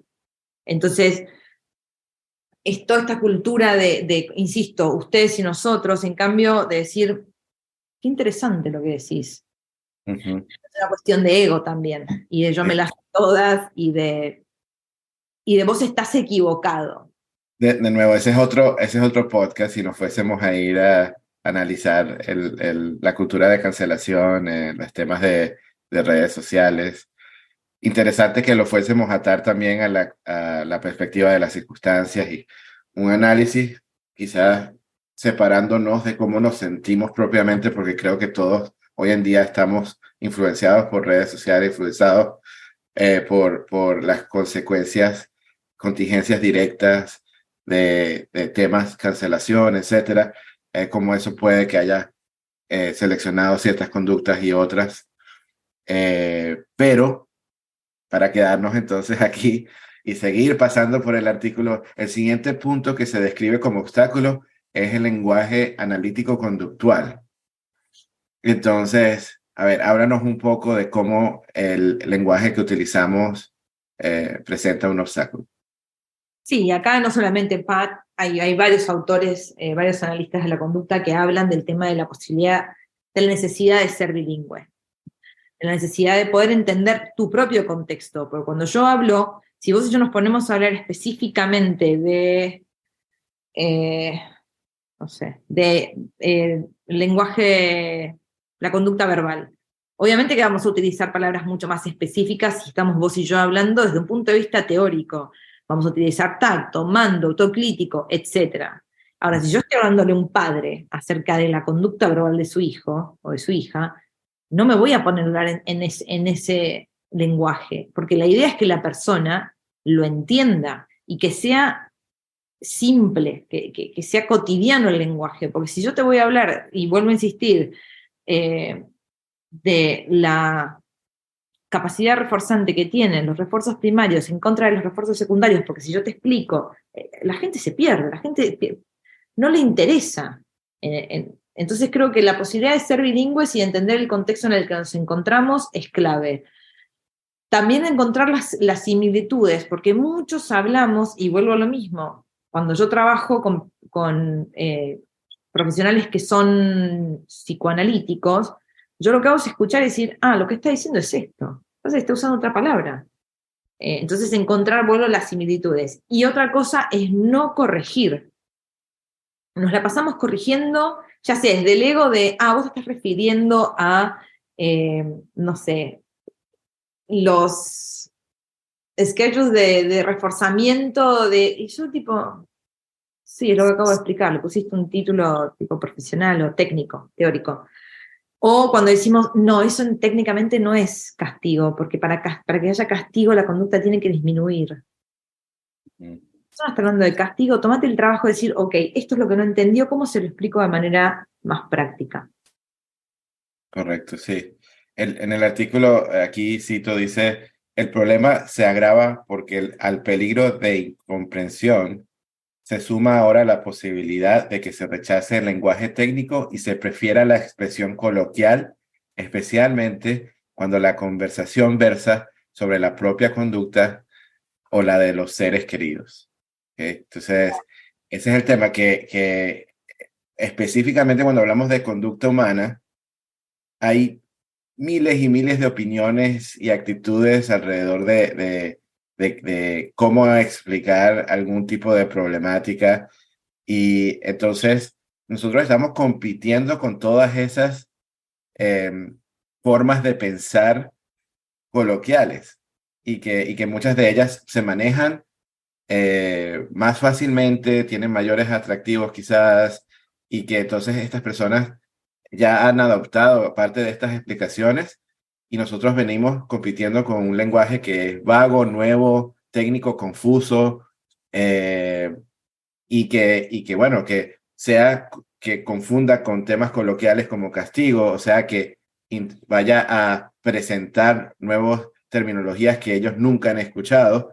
El punto, como dices tú, es ser bilingüe y hablar también, adaptarnos a la audiencia con la cual estamos hablando y que a nosotros también se nos forma para poder utilizar con precisión entre nosotros eh, este lenguaje técnico, pero después no se nos enseña cómo ir y abordar este lenguaje cuando tratamos de influenciar a las personas a quienes les damos apoyos. Y entonces falta quizás un poco de ayudarnos a ser bilingües, ¿no? Y ayudarnos a volver a traducir después de haber pasado años en el proceso de aprender a fluidez nuestro lenguaje técnico. ¿Ok? Y hay otra cosa que dicen aquí que me parece interesante como para ya terminar este tema, que es que el análisis de conducta no se centra en fenómenos nunca vistos situados en la superficie de un planeta lejano, a 20.000 leguas de viaje submarino o bajo el lente de un microscopio electrónico.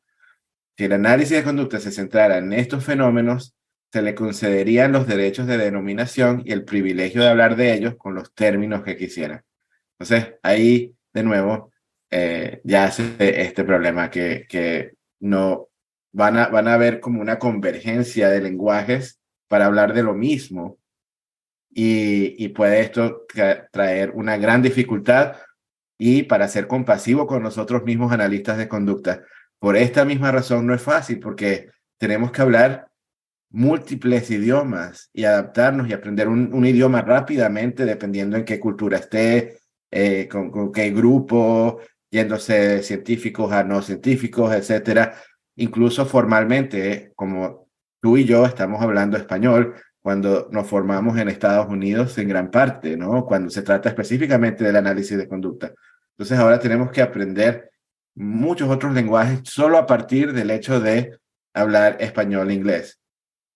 Entonces, bueno, ahí ese tema podemos cerrarlo. Otro obstáculo sería la investigación analítico-conductual. ¿Por qué la investigación que nosotros utilizamos primordialmente también presenta un obstáculo para la perspectiva de las circunstancias? Uno de los obstáculos principales es que es pequeña en comparación con la investigación de la psicología convencional. Y así como recién decías, tenemos un lenguaje muy específico, muy teórico, nuestra investigación es llevada a cabo con una metodología única y muy rigurosa, que mismo es otra crítica que grandes exponentes en nuestro campo han hecho, que para cuando está publicada ya es vieja, porque pasa por tantos controles que ya está, esa data es de 5 años atrás. Entonces creo que eso es la parte, digamos, más visible. Después también es que nuestra investigación se centra mucho en comportamiento de ratas, de palomas, que capaz es más difícil para la gente entender cuál es el procedimiento que nosotros hacemos. De análisis experimental, pasamos al análisis aplicado y cómo lo llevamos a la práctica. Y también que mucha de nuestra investigación está hecha con poblaciones que tienen un diagnóstico de discapacidad. Entonces, en algún punto, no sé si la gente lo puede relacionar con la población en general. Nosotros no hablamos de investigación en ansiedad, en depresión o en bueno, él después hace algunos comentarios acerca de cómo él logra hacer más visible nuestra ciencia utilizando problemáticas más cotidianas. Después también esto de somos mejores y nos separamos del resto, de no incorporar hallazgos de otras corrientes o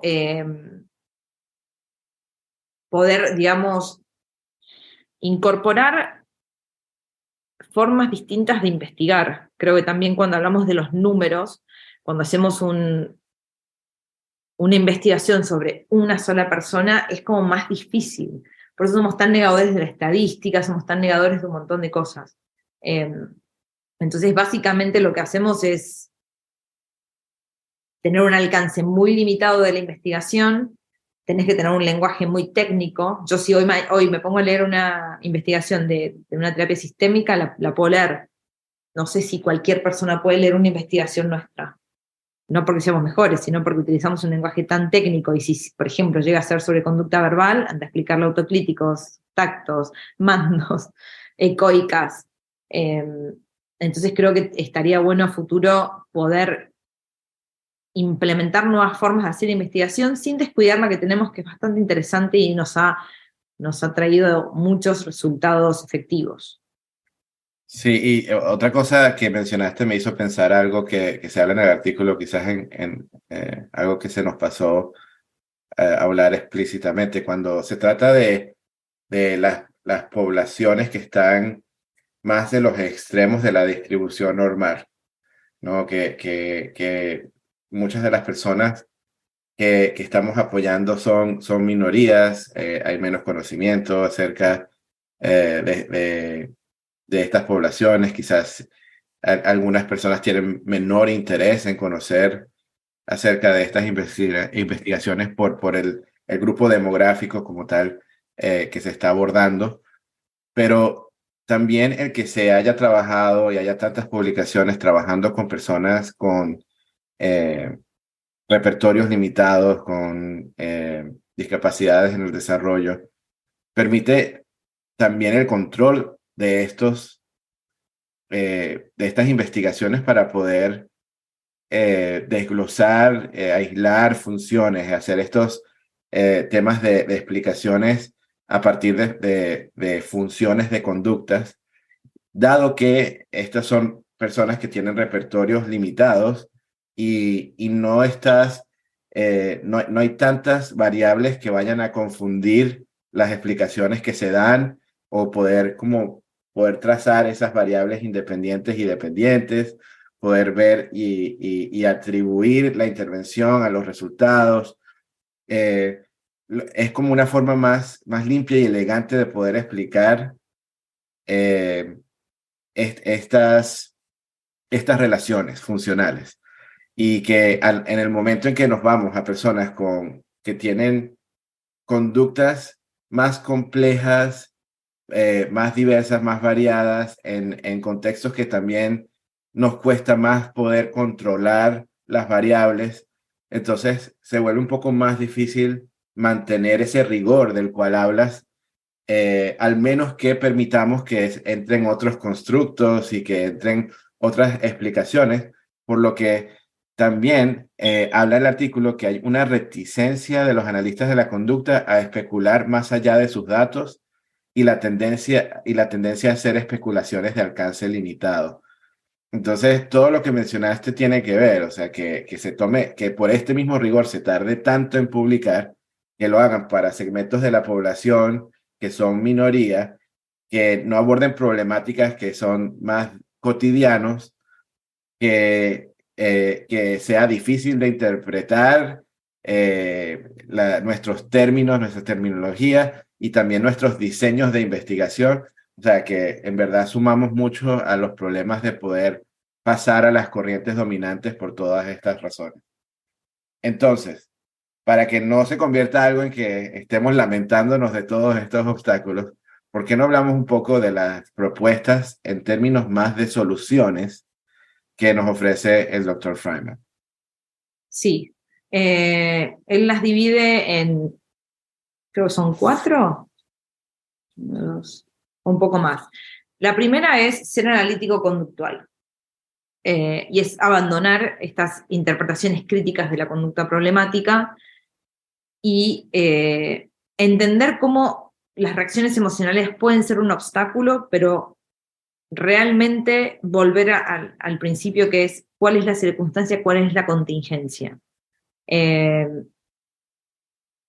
También él recomienda en algún punto, y volvemos a este punto que vos decías de las especulaciones, porque nosotros creo que somos, va a sonar horrible, pero somos víctimas de nuestro propio proceso, porque estamos tan atados a los datos, a la contingencia, a los 4 términos, al antecedente, a la consecuencia, que no podemos irnos un poquito más. Y volvemos al mismo. Es imposible que vos sepas todas las contingencias o todas las circunstancias de la vida de una persona. Pero que vos no las sepas no significa que no estén ahí. Entonces también entrar en ese mundo del potencial, de no sé lo que está pasando, pero porque yo no sepa no significa que lo que esté pasando esté mal. Está respondiendo a algo. Y preguntarse, la conducta de la curiosidad, creo yo, que es algo que se plantea mucho en el artículo. ¿Qué podría significar esto? ¿Qué es lo que está pasando? ¿Por qué una persona actúa de esta manera? Y creo que en algún punto entra la toma de perspectiva. Pasa que hay tantas cosas que podemos hablar, porque la toma de perspectiva es una linda idea y es algo que lleva mucho tiempo de práctica para poder entenderlo y aplicarlo hasta cierto punto. Yo soy una fiel creyente que la toma de perspectiva técnicamente en un 100% no existe. Es un ideal, es una utopía. Yo jamás voy a entender lo que pasa a otra persona. Yo jamás me voy a poder poner en los zapatos de esa persona, más allá de que dicen camina mi camino con mis zapatos y entenderás. No.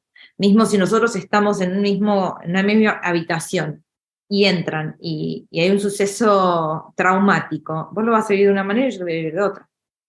Entonces creo que entender que uno puede tener una toma de perspectiva, y ahí entra un poco RFT y ACT, de los diferentes marcos, de los cuales vos, yo, ahí, acá, etc. Y en algún punto volver a lo esencial, que es Skinner, y que es que el organismo siempre tiene razón. O sea que en algún punto la respuesta es función de las circunstancias a las que el organismo ha sido o está expuesto.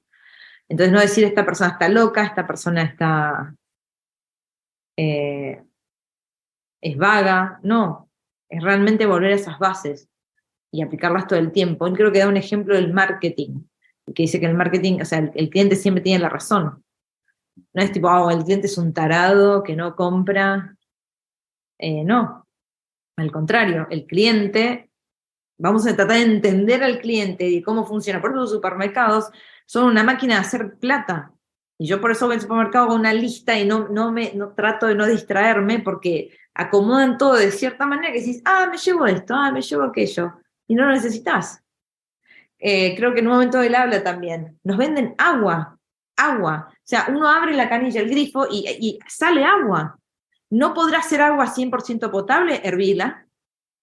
O sea, pero no, nos venden agua embotellada. A mí eso me parece una locura. Yo no tomo agua embotellada, salvo en países, o sea, en lugares muy específicos. Ejemplo, India. Cuando fui a rendir el examen del BCBA, estuve 22 horas y media en India, eran 3 botellas de agua mineral. Pero, o que te vendan un jean roto. Comprate un jean común, vení que yo te lo rompo. O sea, nos venden tantas cosas. ¿Por qué? Porque en realidad se fijan en el otro, en la necesidad.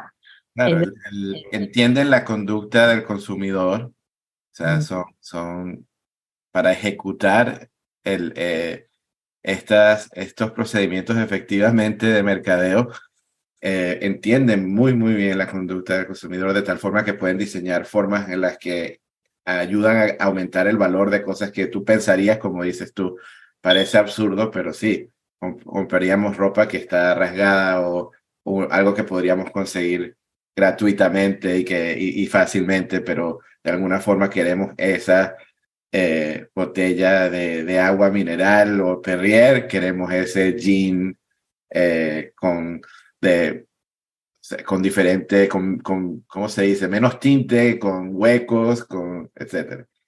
Pero, en fin, queda claro que para mejorar empezarías por ser analítico conductual, adoptar, practicar esta postura de la perspectiva de las circunstancias, darse la pausa de preguntarse siempre qué significa cuando alguien está haciendo algo, qué lo llevó a hacerlo, qué le ha ocurrido a esa persona, qué circunstancias han conllevado a que esto esté sucediendo, qué circunstancias tienen el poder de mantener esta conducta problemática y cómo podemos entonces tratar de cambiar las circunstancias para cambiar esas conductas para bien, ¿no? Para mejoría, para lo que sea que tenemos que solucionar. ¿Qué más? ¿Qué más nos recomienda el doctor Frank?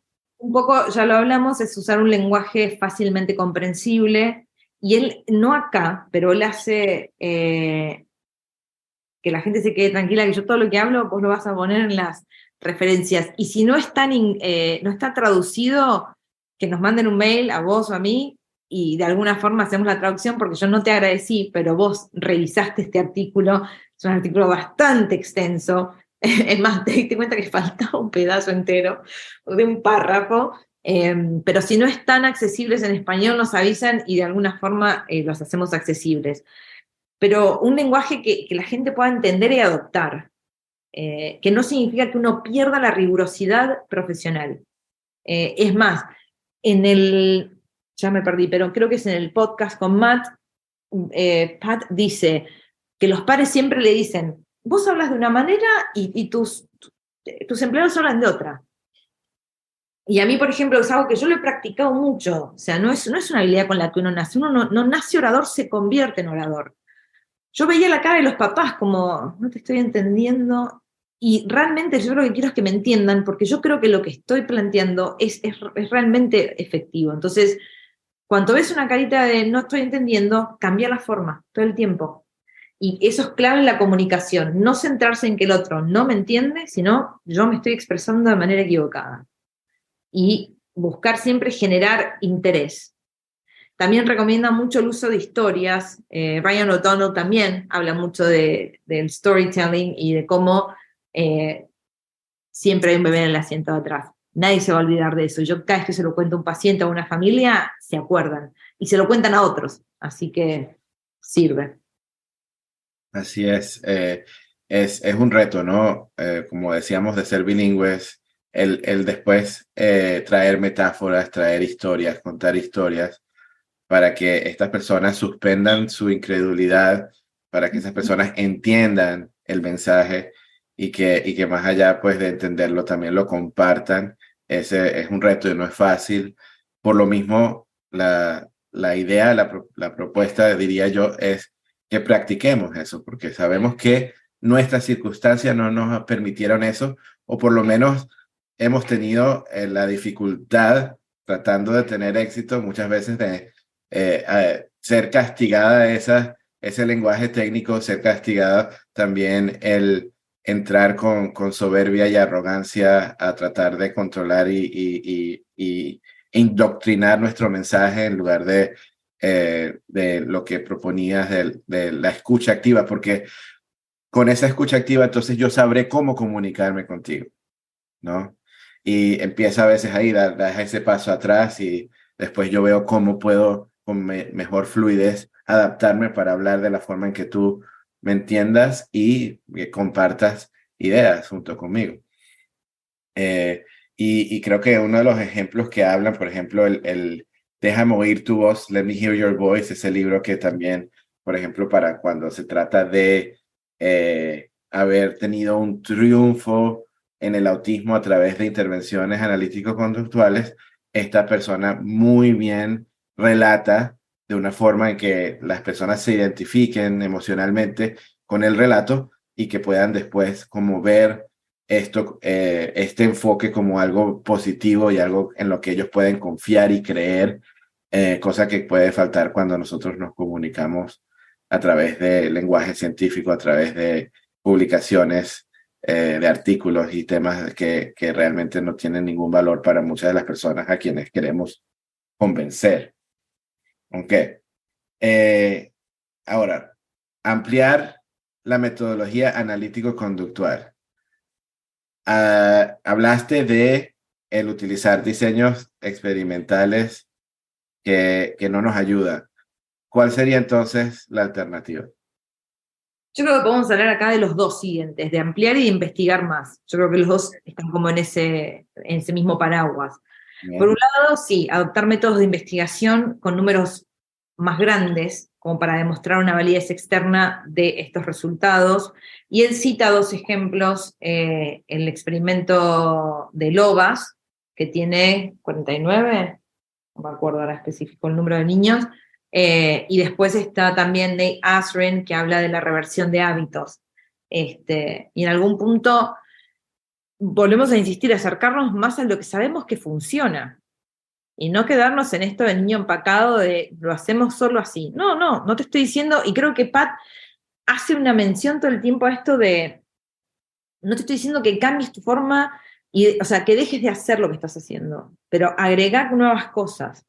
Y creo que ver un poco más cómo otras corrientes hacen investigación y ver si de última la idea de un artículo, yo tengo una idea en realidad, para hacerlo, todavía no tengo el tiempo, pero tiene que ver con un artículo de Hanley y de ciertas habilidades, y digo, esto se podría llevar tranquilamente a adultos a un contexto social o laboral, y creo que es ampliar un poco más eso.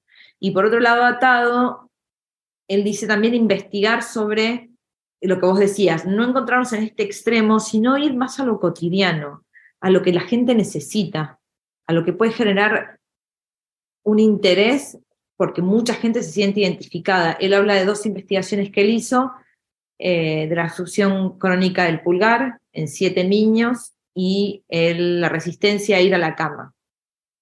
Y él en algún punto dice, sirvió porque la gente se siente identificada, resuena con ese contexto, resuena con esa circunstancia. Entonces creo que está bueno hablarlo desde ese lugar, digamos, desde ampliar y investigar sobre otras cosas y seguir cambiando. No significa que dejemos de hacer cosas en el ámbito del trastorno del espectro autista, o en el trastorno de la depresión, o en el trastorno de Tourette, que es algo que también hemos tenido mucha incidencia, pero entender que también podemos investigar sobre otras cosas. Así es.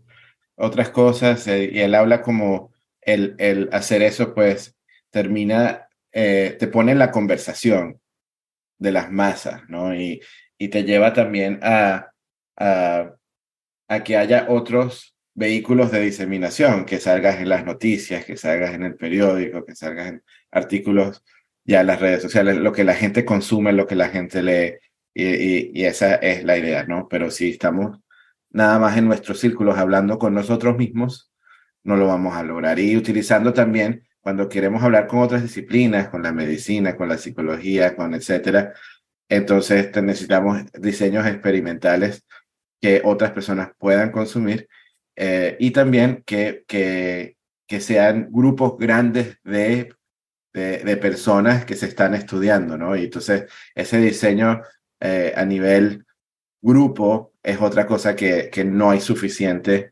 en nuestros diseños experimentales. Pues no parece ser lo que las personas utilizan más como diseño, aunque parece haber ya una tendencia en la que vamos en esa dirección, ya utilizando esos diseños también, ¿no?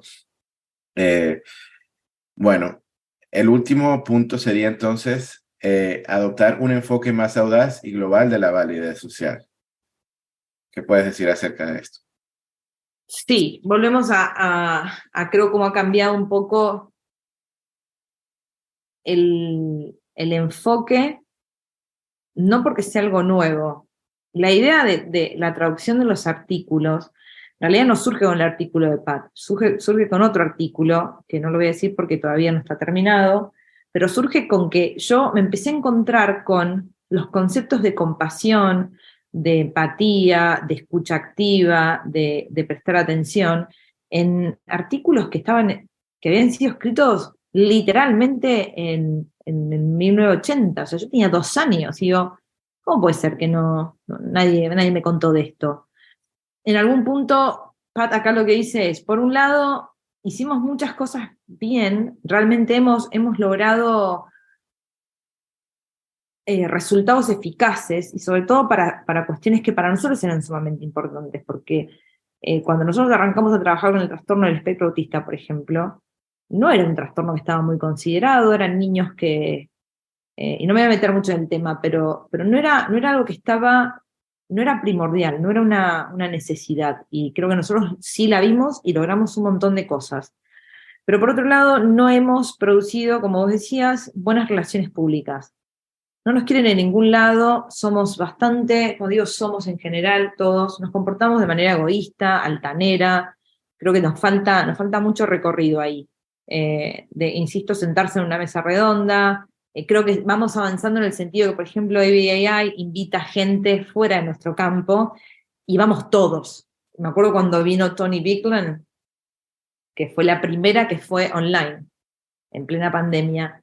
Menos mal, porque si creo que esa se daba en vivo, yo creo que estábamos colgados de los techos. O sea, nadie se quiso perder esa charla, que además fue una charla excelente con todos los que acompañaron.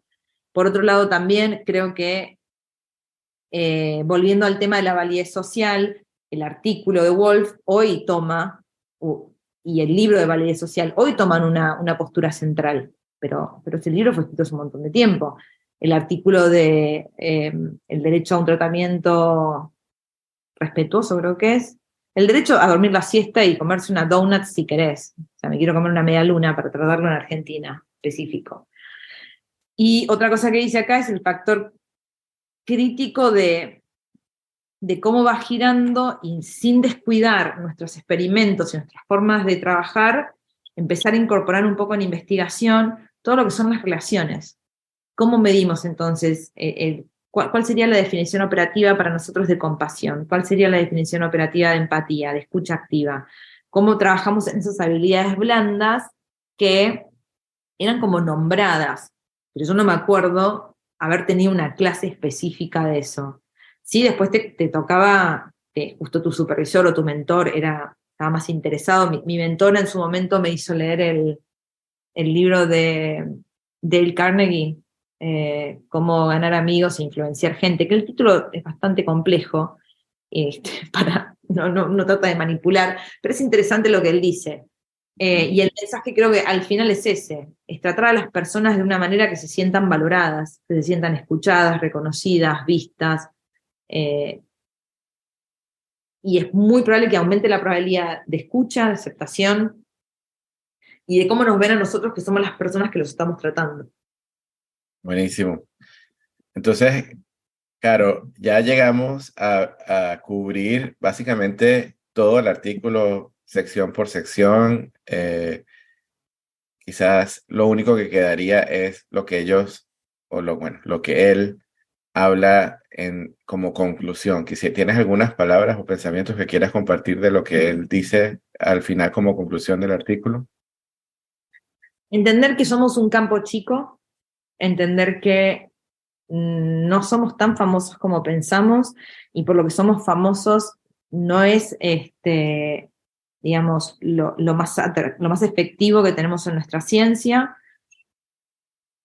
Traten de verse como portadores de la perspectiva de la circunstancia, que en algún punto significa defender el análisis conductual. Entender que estamos todos, más allá de las tribus y más allá de las diferencias y de los conductistas, interconductistas, lo que vos quieras llamarle, en el fondo todos queremos lo mismo, y es hacer del mundo un lugar mejor. No lo dice en el artículo, pero lo dice todo el tiempo. Nadie se metió en esta profesión para ganar plata, para ser famoso. Ninguno de nosotros es influencer, no. Pasa por otro lado, pasa por la magia de ayudar a un niño a que encuentre su potencial, a ayudar a una familia. Entonces, somos todos vehículos de este mensaje. Y cuanto más lo practiquemos y más lo adoptemos y lo entendamos, nos vamos a dar cuenta que va a mejorar la calidad de vida de la gente en general, de las relaciones humanas, y simplemente es aplicarlo.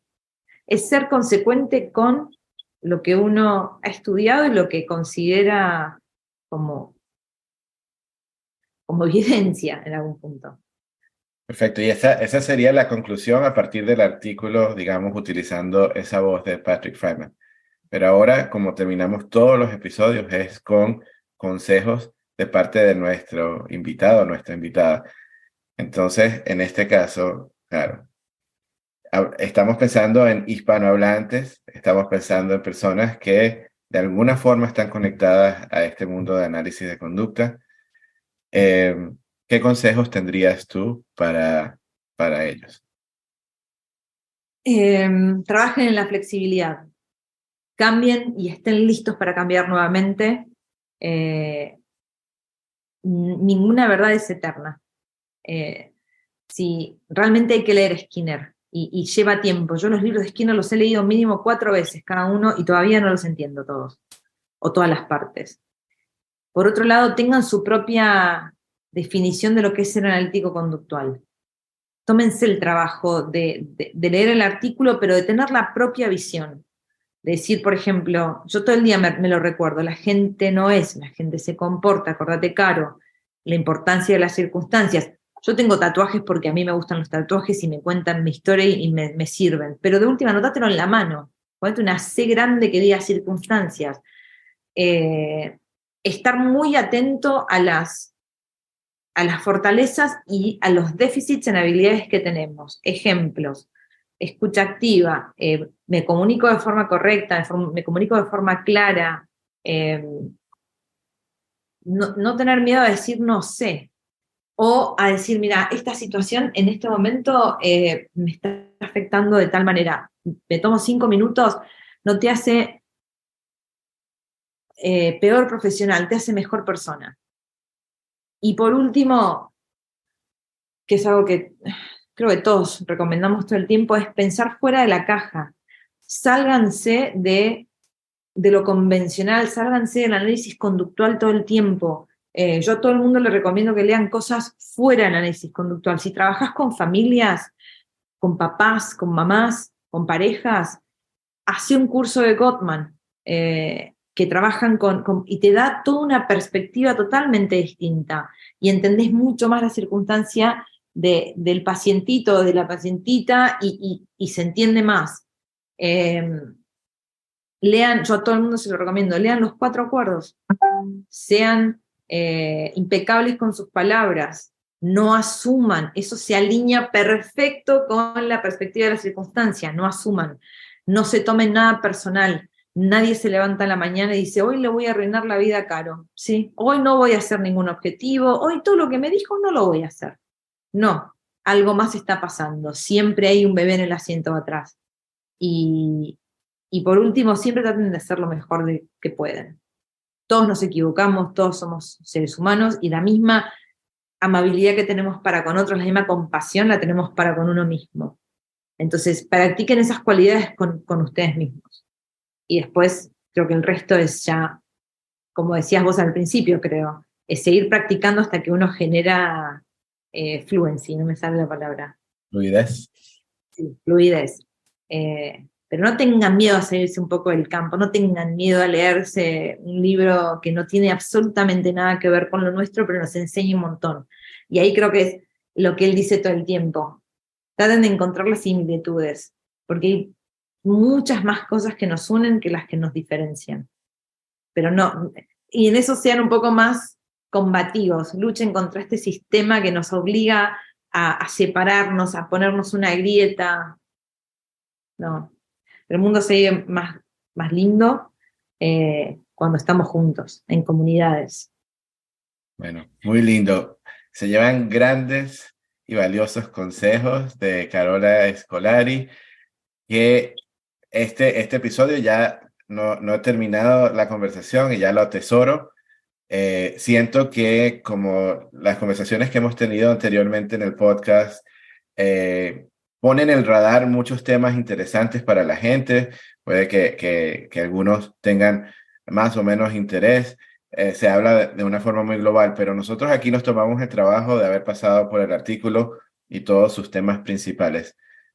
Si alguien está interesado, pues puede entonces leer el artículo. Ya gracias a Carola, este artículo va a estar disponible en español. Entonces, si verdaderamente estás aquí escuchando este podcast, estudias análisis de conducta, practicas análisis de conducta, tienes un nuevo recurso en español y tienes una buena discusión para poder abordarla, pensar en ello, hablarlo con tus compañeros y ayudarnos a difundir esta idea y esta perspectiva, la cual nosotros creemos es parte de la razón que nosotros todos estamos unidos en el análisis de conducta, y también es una perspectiva que queremos que llegue a las masas y que se adopte por más y más personas, y que como resultado creemos firmemente que seremos todos más compasivos con otros y con nosotros mismos. Entonces, muchas gracias. Te doy las gracias de nuevo, Caro. Como dije en un principio, hay tantos subtemas en los que nos pudimos haber ido. Tú y yo somos conocidos en nuestros círculos de extendernos en la palabra, irnos por la tangente, nos encanta hablar. Fácilmente nos podríamos tomar muchas horas más hablando, pero yo siempre lo disfruto, siempre me he enriquecido de las conversaciones contigo y me encanta ahorita poder tener unas de estas conversaciones guardadas y que podamos compartir esta información con otras personas. Mil gracias, Caro. Y bueno, te dejo que sigas con tu día. Gracias a vos, gracias por invitarme, un placer para mí, como digo, charlar con vos es algo que atesoro muchísimo, y aprovecho también para felicitarte como gran diseminador de ABA y de los proyectos de los que formaste parte y de los que estás formando ahora, así que de última, otro día hacemos otro podcast, o hacemos el nuestro. Perfecto. Igualmente, Caro. Bueno, pues un abrazo. Chau, chau. Gracias a todos. Thank you for listening to the Behavioral Observations Podcast with Matt Sikoria. You can find Matt's notes on this episode at www.behavioralobservations.com. We also invite you to stay connected with us on Facebook at facebook.com/behavioral observations and on Twitter at Behavior Podcast.